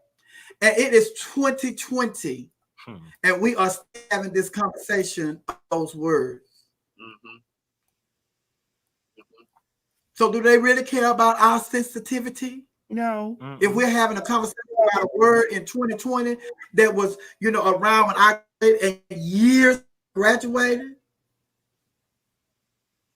So that's what I'm saying. And it's just like, you cannot just let people water out what you do, and people have to know your intent. And if your intent is not malicious, then come on, let's roll. Let's keep moving. Let's keep moving. And that's one of my favorite lines from the movie Color Girls, or from the play Color Girls. It's like, put my language back in my mouth. Let me have my language. Like you do today. So business, still my language. And then it's just like, even with Nene's her new song that everybody's going crazy about, Nene's new song. In the beginning of the song, it says, Is this you thing could on? never. No, in the beginning it says, in the beginning of Nene's song, it says, is this thing on? In the beginning of that song, it says, is this thing on? Hey, excuse me, Sophia. Our language. In the beginning of this, it says, is this thing on? We know where that come from. We know. Yeah, and it's just like it's okay for them to steal our stuff and profit off our stuff, but they don't want us to use our stuff.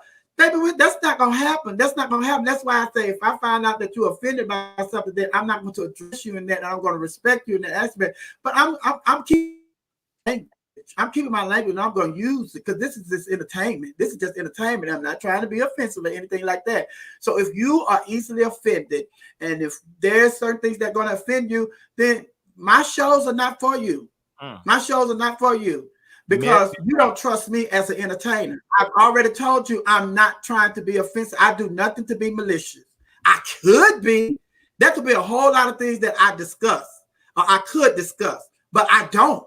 I choose not to, because I am not going to gain anything from those situations or those discussions. So what am I going to do?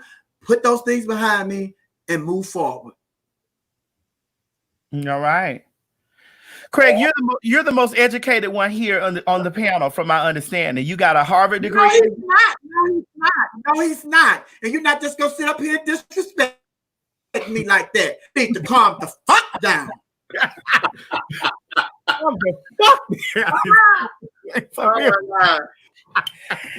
don't act like you wrote a couple of cookbooks. He's the most educated one on here. We all are educated on here. We all may not have gotten our educations from a school, but life is an educational school. Absolutely. Whatever you get your knowledge from, that's your education. Don't just limit your education to no college. He wrote a couple of cookbooks that people not even reading. If he was an educated person, people wouldn't be using those books for no door stoppers. Door stoppers. Great. All right. So that people want to break down what the term cis means. Okay, here we go. Like, okay, you can be cis too, right? And gay, right? Yeah. It's the identity of the gender. Yeah, I'm gonna look up and give you the exact. Right, because there could be it could be a cisgender woman, and she could be a cisgender gay woman. It could be a cisgender man. It could be a cisgender gay man, and it could be cis. It is only letting the people know that you're not trans. You know how y'all like to say, I'm a real woman. It's just letting the people know. We made it so that you can let the people know that you're a real woman, girl. So the definition is, it's a term for people whose gender identity matches the sex that they were assigned at birth. That they identify with. Right. So you can be a gay man and be cis. You can be a straight man and be cisgender. You can be a trans and be a bitch. I'm cis trans, right? No, you got to be trans. I'm just being a mess. You just trans. It means that you're not trans. It means that you don't. There's no height. You're not trans, girl. You're not trans. You're not a trans man. You're not a trans woman. Get into all of that, baby. I am still a drag queen, and I am a punk. I am a sissy. I'm not a faggot. Right. I'm a punk, drag queen, and sissy. All of that other stuff, all this new terminology that y'all come up with, I am not trying to educate myself on that. When a person come up to me and say, I am pansexual, I will respect you as a pansexual. A person come up to me and say, I'm bisexual, I will respect you as a bisexual. When a person come up to me and say, I'm trisexual, I'm cis, I'm gender, they are educating me on that stuff, but it goes in one ear and out the other. But when I see them, I remember that, oh, she's trans, oh, she's pan, oh, she's this. But me, I am from 1964, I have always been sissy, punk, and then around the late 70s, early 80s, I added drag queen to that. And those are my terms. I'm not no transsexual. I'm not a female illusionist. I'm not a female impersonator. I am sissy, drag queen.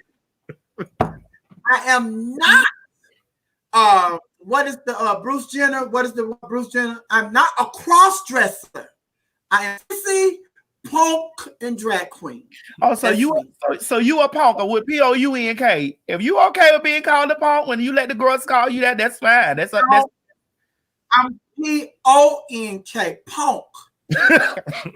Let me move this off the screen so they can see your mouth. Okay. Can you spell it again? What you are, Sophia? P-O-N-K, punk. Okay. And you okay with that? All right. That's all right. Okay with it. Ain't no wrong with that. We are taking all the fun out of life. We're taking all the fun out of life. That's what y'all doing. Taking all the fun out of fun, child. Craig, come on. Craig, are you a punk? No, I'm a gay man. Okay. No, Chi-Chi, are you a punk? Hell no, don't call me that because you might catch me on one wrong day and you might get cussed the fuck out. I'm a gay black man, a homosexual. He knows. Don't do all that. Faggot. You have to treat them. The same with that. Oh, girl, her service is horrible. Horrible, girl. Horrible. So don't call me. I'm not with all that. Well, Craig, listen, we're gonna close out shortly, but the last thing that I want to talk about that we didn't get an opportunity to talk about was intersex, which back in the day was called hermaphrodite. Yeah. When people were born with both parts. Mm-hmm. Those were back then. The term was hermaphrodite. I remember. Now it's intersex. They changed the name to intersex.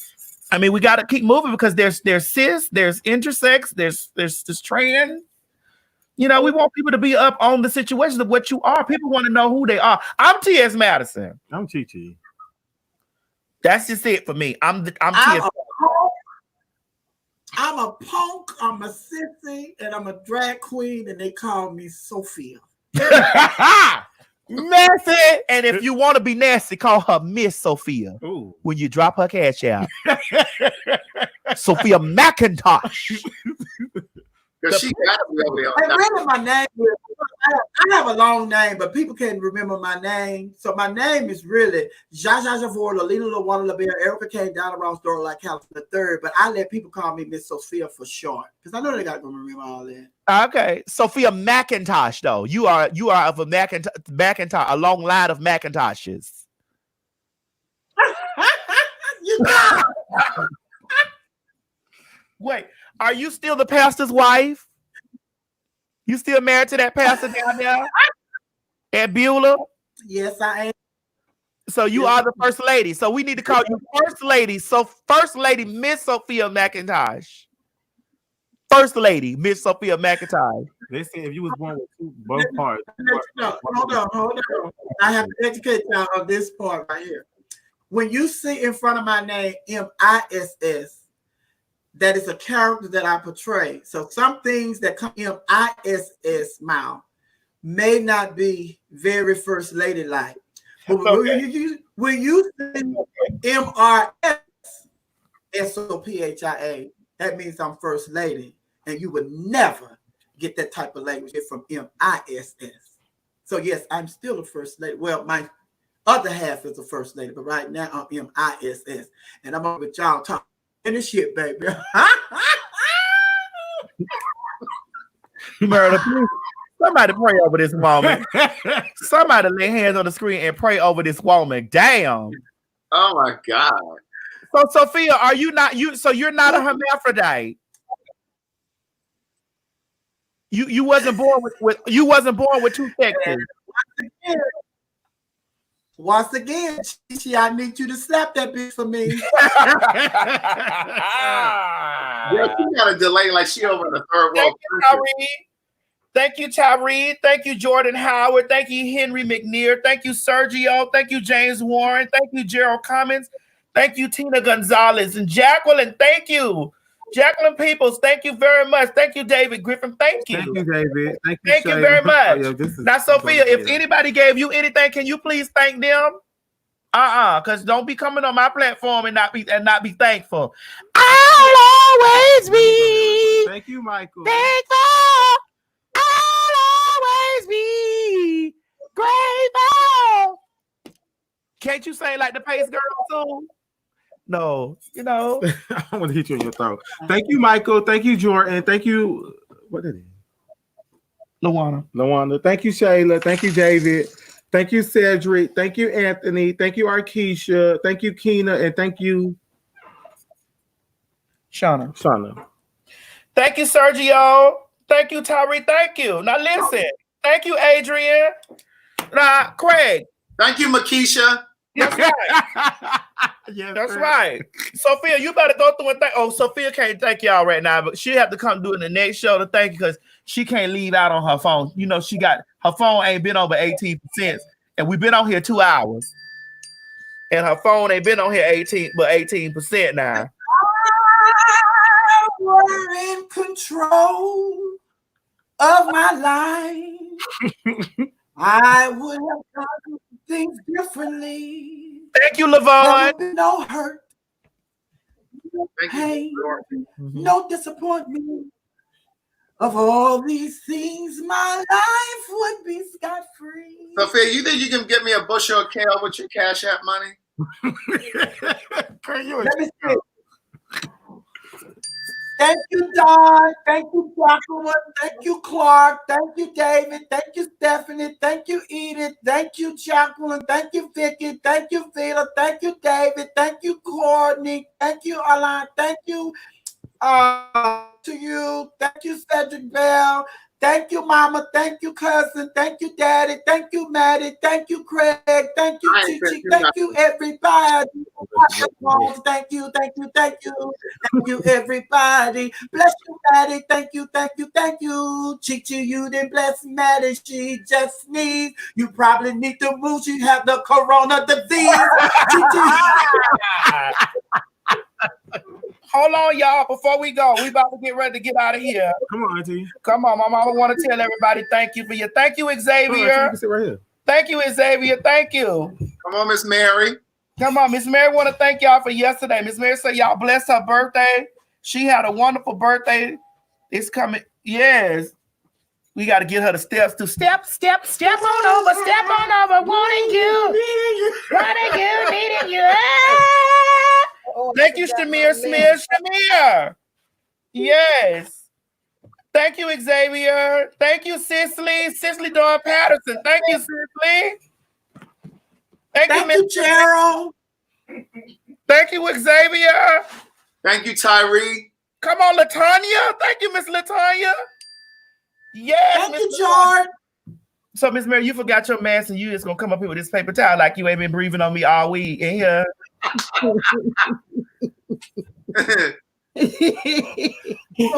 Don't do this like that.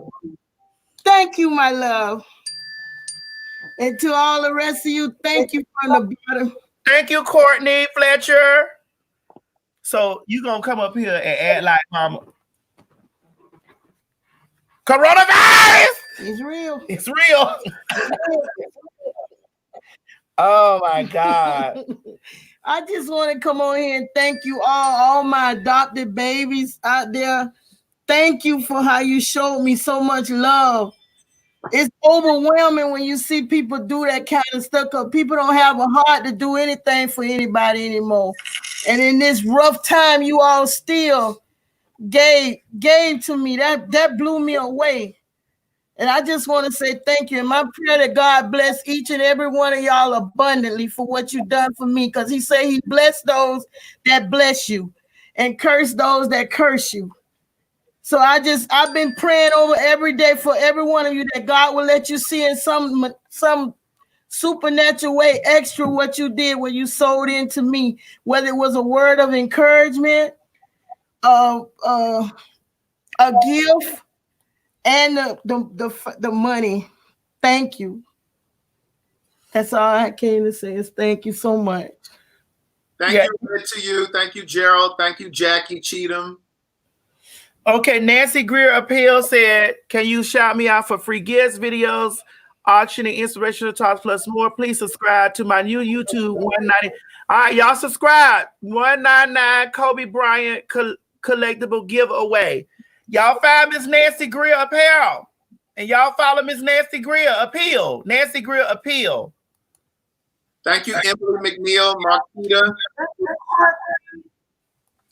Thank you, Courtney. Thank you, Cicely. Thank you, Ayana. I got it. Ayana. Thank you, Ayana. Thank you, Shelly Keller. I see the new skin, new derm. Mm-hmm. Hey, I had got burned.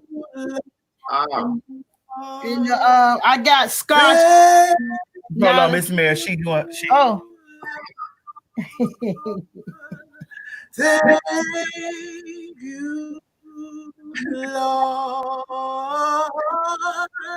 I just want to thank you, Lord. Everybody, hey, thank you, Lord. Yes. Do you know? Lord. Oh, thank you, Lord. I just want to thank you, Lord. Maddie, fix your face. You know why? Because he's been so good. Yes, he has. Amen. He's been so good. Yes, he has. Yes. He's been so good. And I just want to thank you. Give you this $9.99. Thank you, Zimby. Thank you, my love.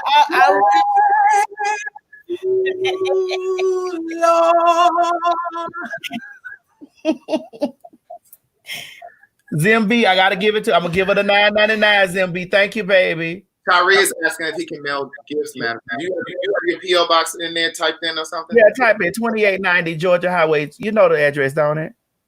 Let me see. 28. Yeah, you can tell you was raised in church, baby. And listen, you can also tell that she left it too. What is it, 2890 Georgia Highway?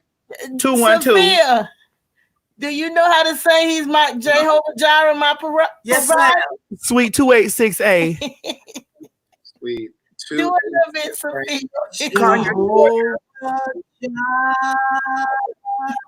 No, we want the Vicky Winans version. 30094. Yes, that's the one I love. My everything to me. That ain't how it go. It don't go like that. Jehovah Jireh, you're my it's by your many stripes I've been set free. Jehovah Jireh, oh, I know you're with me. You're right there to provide everyone need. That makes you more than enough. God, you are more than enough. You are more than enough for me. All right. Thank you, Patrick Dale. Wait a minute. All right, Craig, hit a little bit. That's why I got to give you the boy want me to send you. The boy said, "Happy birthday, Miss Mary." So I'm gonna send you the 5. Thank you, baby. The boy said, "Send you 5." The boy, the boy, Miss Mary. Okay. So I'm gonna send you your 5. Thank you, my love. Nah. All right, Craig. Now the other day before they go off, you've been telling the people about they toned and singing. Now let me hear you hit a little bit of it. I gotta sing gospel. No, don't sing gospel, Craig. Yeah, I wanted to say this was my birthday. It's still my birthday. Craig don't know gospel like that. Craig wasn't raised in the church. He was raised outside of Beulah. I was raised in the church, but I don't know no gospel song. Thank you, Jay. Thank you, beautiful Jay. What Boo Jay song? You need to thank me. I can't see. Let me give you my eye. I got the same problem. You was raised in the church and you don't know no gospel song. You weren't raised in the church. You just attended. I don't know what she said. I don't know what she said. Listen, this is what I'm saying. Craig was raised outside of Beulah. Sophia walked in Beulah and slept with that woman's husband and became the first lady. So she's a part of Beulah. Okay. Left Beulah. What was that? What that song you know that I like that I don't know the name of those people who be singing the song that Craig make it sing? Thank you, Shamir. Yes, Miss Mary. They want. Thank you, my love. Listen, y'all. I can't see those bright lights.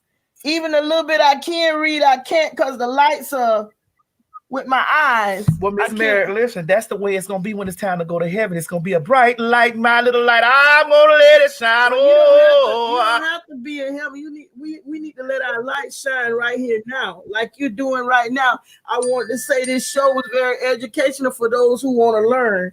But like Sophia would say, if they don't want to learn or do no better, they're not gonna do no better. Cedric Bell said they want to get you. They want me to hug you for them.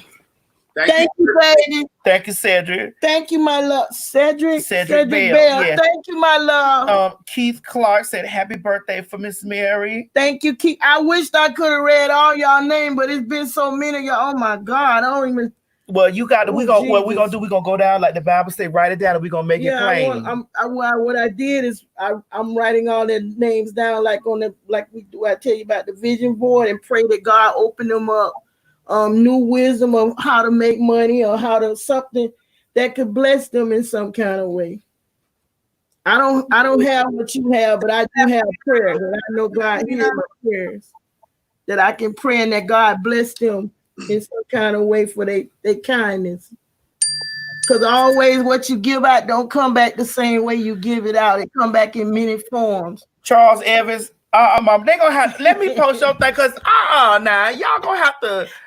Let me post this thing down here for Miss Mary now, because y'all ain't finna be over here sending this stuff for Miss Mary. They go look, you might have to pay taxes on that.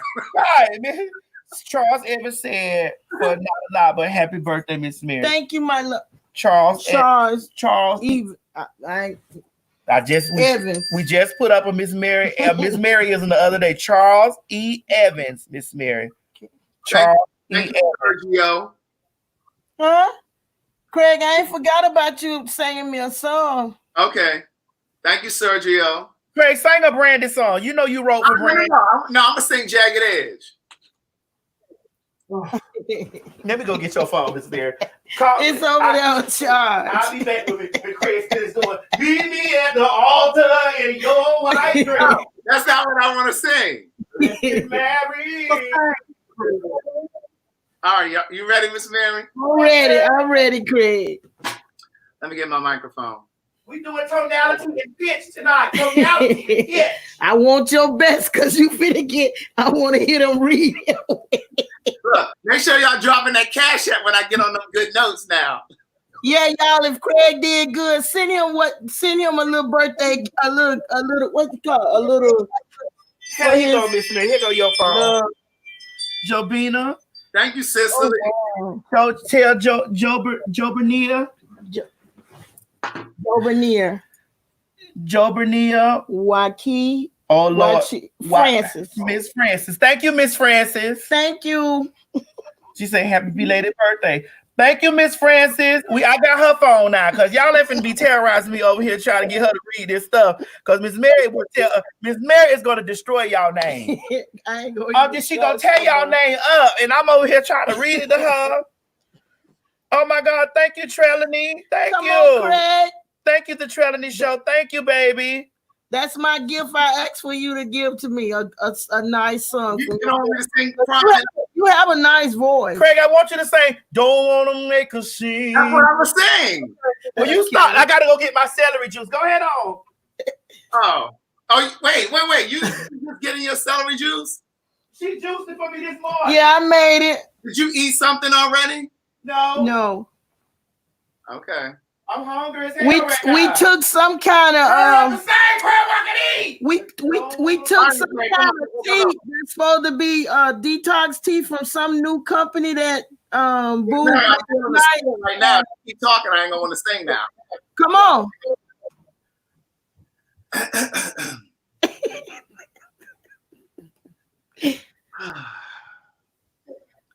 You're in the A flat, please. In the name of Jesus, bless Craig voice in the name of Jesus to serenade me with this song right now.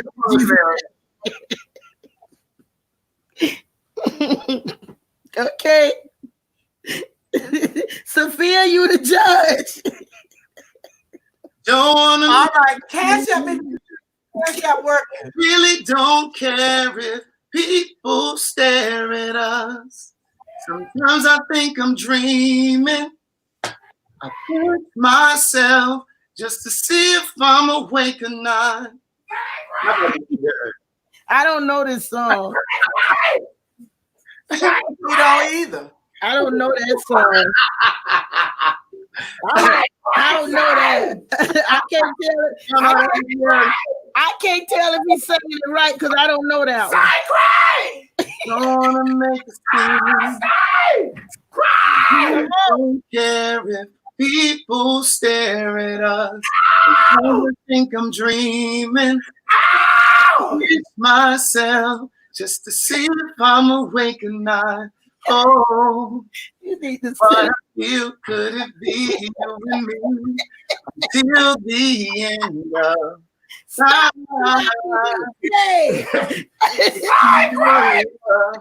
Yes. Okay, Craig, we don't have enough now. I don't know that one.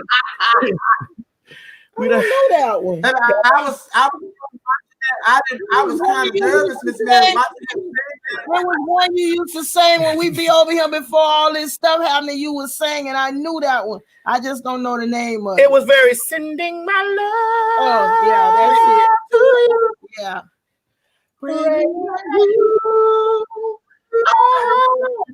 This is Kim C.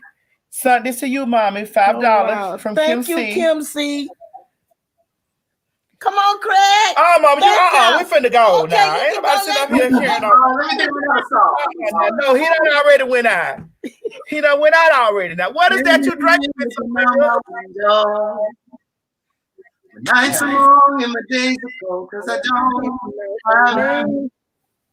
Craig, ain't no use you singing. Ain't no use you singing, Craig, because her attention span this long. Don't do that. It's that long, Craig. Same, Craig. No, you don't. Tell these people, Marcus Shavers, thank you. Y'all send my baby a love. Marcus Shavers, thank you. Makisha Battle, thank you very much, Makisha. Michael Merriweather, thank you. Sergio, thank you, baby. I can't pronounce Darius Starling. I'm doing this for y'all because Darius, y'all seen how she told them people names and stuff up on that show the other day. Y'all saw how she do that. So I just y'all see she tears it up. Okay, and then we have Angela, Craig Stanley. Oh my God, Miss Mary. Shantae Chapman, Levon DeVille. Levon, thank you, Levon. Thank you. Thank you, Tina. Another one. There's so many of them. You're gonna have to sit down. We're gonna write this stuff down. We're gonna sit down and write. I already told you. And we're gonna go through. We're just gonna we in quarantine. We ain't got no Darius Starling. We're gonna sit down and write their names down. And I'm gonna sit there and let you just go. I'm actually gonna do it. I'm gonna have Oliver film it so that we can do it in that thing where their name could come right there to the side. Because you ain't gonna say it right. It's too boo. It's a. You're not gonna say it right. I don't know. I was keeping count of how many people came. Yeah, but okay. Been too. Ladies and gentlemen, we have had a good show today. Y'all already know it was Saturday morning. Y'all know what Maddie in the morning is. You know, we cut up, we might get a little deep. We might have a little fun. You know what I'm saying? We might, however it may happen, we may do it like that. Craig, thank you for always coming on, honey. You know, you do it. I do. Sophia, you know, you always on Saturday mornings. So we're gonna try to get Sophia on Saturday mornings, but Sophia be out there doing that radio show. Huh? Paul, I'm off on Saturdays. I'm the weekday to the weekends, so Saturdays is good for me. Okay. Listen, this show, all of y'all put some good input because I was listening. I was able to listen to some of it, and if anybody want to learn anything about the LB, do that. Y'all community LBGT, they can come and learn. And this is why I always tell y'all I like to ask questions because I want to know. And I don't have no problem with nobody calling me fish because that make me that when y'all call me fish, I knew that's beautiful to me. That's saying that I hey, that's the way I take it. I don't take it as baby. That's the ultimate. That's the ultimate comfort for the girls. I'd rather be called a fish than a bitch than a whore. That's a degrading to me. Well, I don't like that. Like Craig would say, I don't like that. Don't do that with me. Thank you, Darius. Well, I don't call you fish. I call you mama. But when we have a conversation, I'll be like, girl, don't do it, mama. Well, I'll tell you, boo, that one they're fishy. I say it. Thank you, Jacqueline. Thank you. Hold on. Is this one fishy down here? Is this one fishy? Look. Because she got to have a headache. Yeah, she's throwing her hair like Whitney Houston. No, mama, don't do Whitney like that. Yeah, that's the way the hair. I can't see no face, but you ain't gonna really be able to see no face because the screen keeps freezing. No way. Thank you, G. So thank y'all for the money. Listen, but I need to have my therapist take me out of here before you go. Craig is fine. Thank you, Edwina. Thank you, Cheatham. Thank you, Mike Watson. And y'all make sure y'all bless my what's Sophia, my daughter? No, Sophia is too old to be your daughter. Thank you, Sophia. Thank you, Sophia. And I ain't forgot about your banana pudding. Armand Joyner, thank you. Mama, that's what you need to be paying attention to. Pamela Hicks, thank you. You're not finna make fun of me on Thank you, Pamela.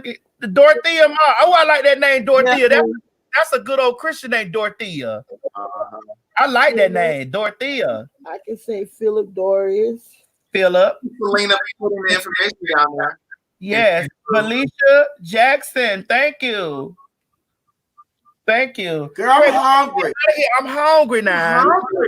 I'm hungry. We got to get out of here. I ain't had no breakfast. All I had was that celery juice on my stomach. Well, I gotta make that. What? How long ago did she juice the celery juice?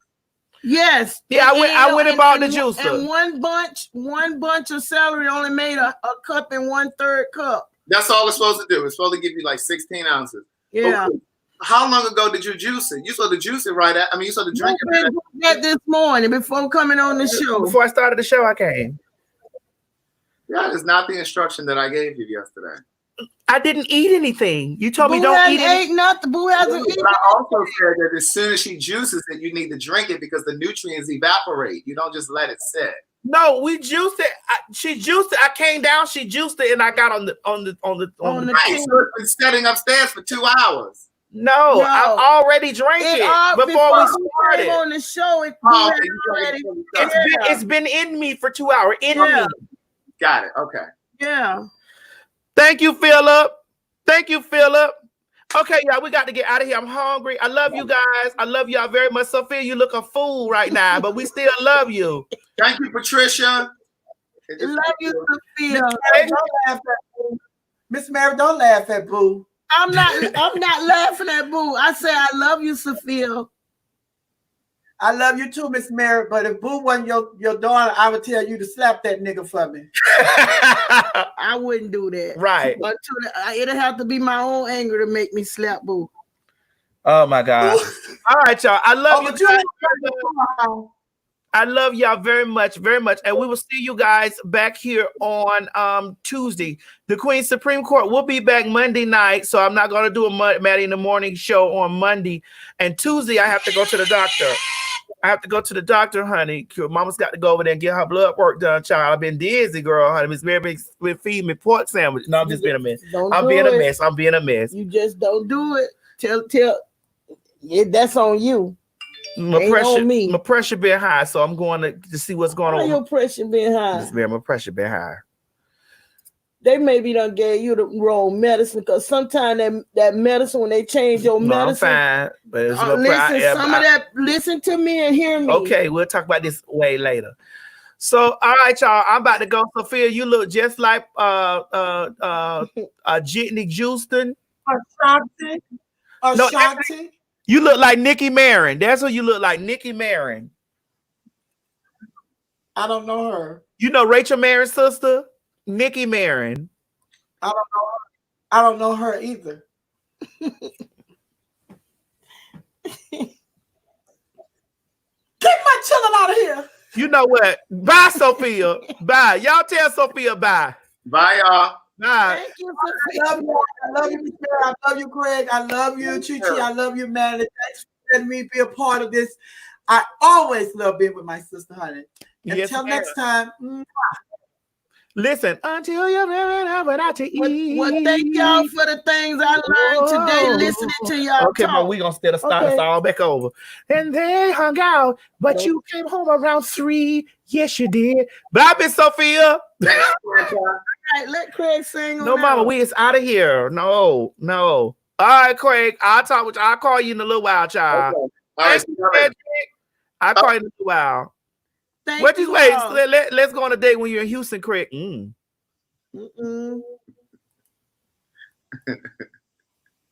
you laughing, Sly? Bye, y'all. Bye, Craig.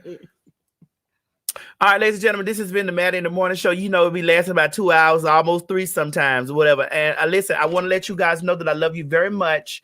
And also, my intent when I turn on my camera and my videos is never to offend or Tyree. Thank you, Tyree. Thank you, my love. It's never to offend anybody. That's not what I go get online to do.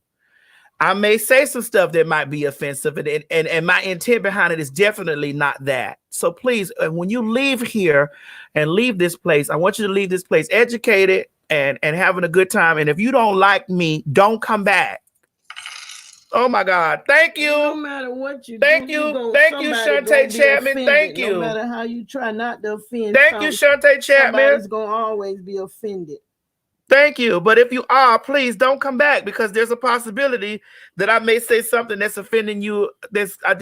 Whatever, don't come back. But if you can stand it, if you can stand the rain against your window, come on back. I'll see y'all. I don't know what I'm doing tomorrow. Patreon. We're supposed to be having movie night tonight. The Serpent and the Rainbow.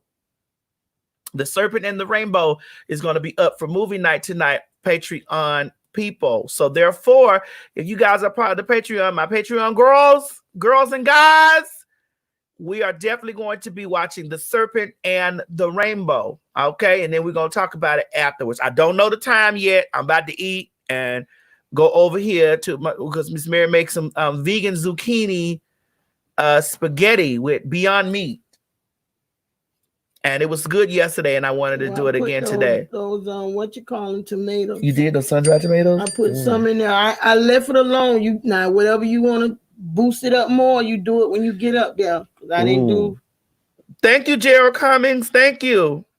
This Gerald Cummings sent this $10 for you. Thank you, my love. I'm sorry, y'all. I can't pronounce names good, and I'm not finna let Boo help do it. Oliver and Boo love to do. Mm-hmm. Okay, guys. Moderators, please put my Patreon link down there in the chat so that you guys could so that you guys up there, Mama. So that you guys could join the Patreon. It's only $5. We have a good time in Patreon. We have a wonderful time. So we're gonna be watching The Serpent and the Rainbow, and we're gonna chat about it and stuff like that. It's gonna be one of the movies that we watch tonight together. I love you guys very much, and I'll see you tonight, Patreon. See you guys tonight.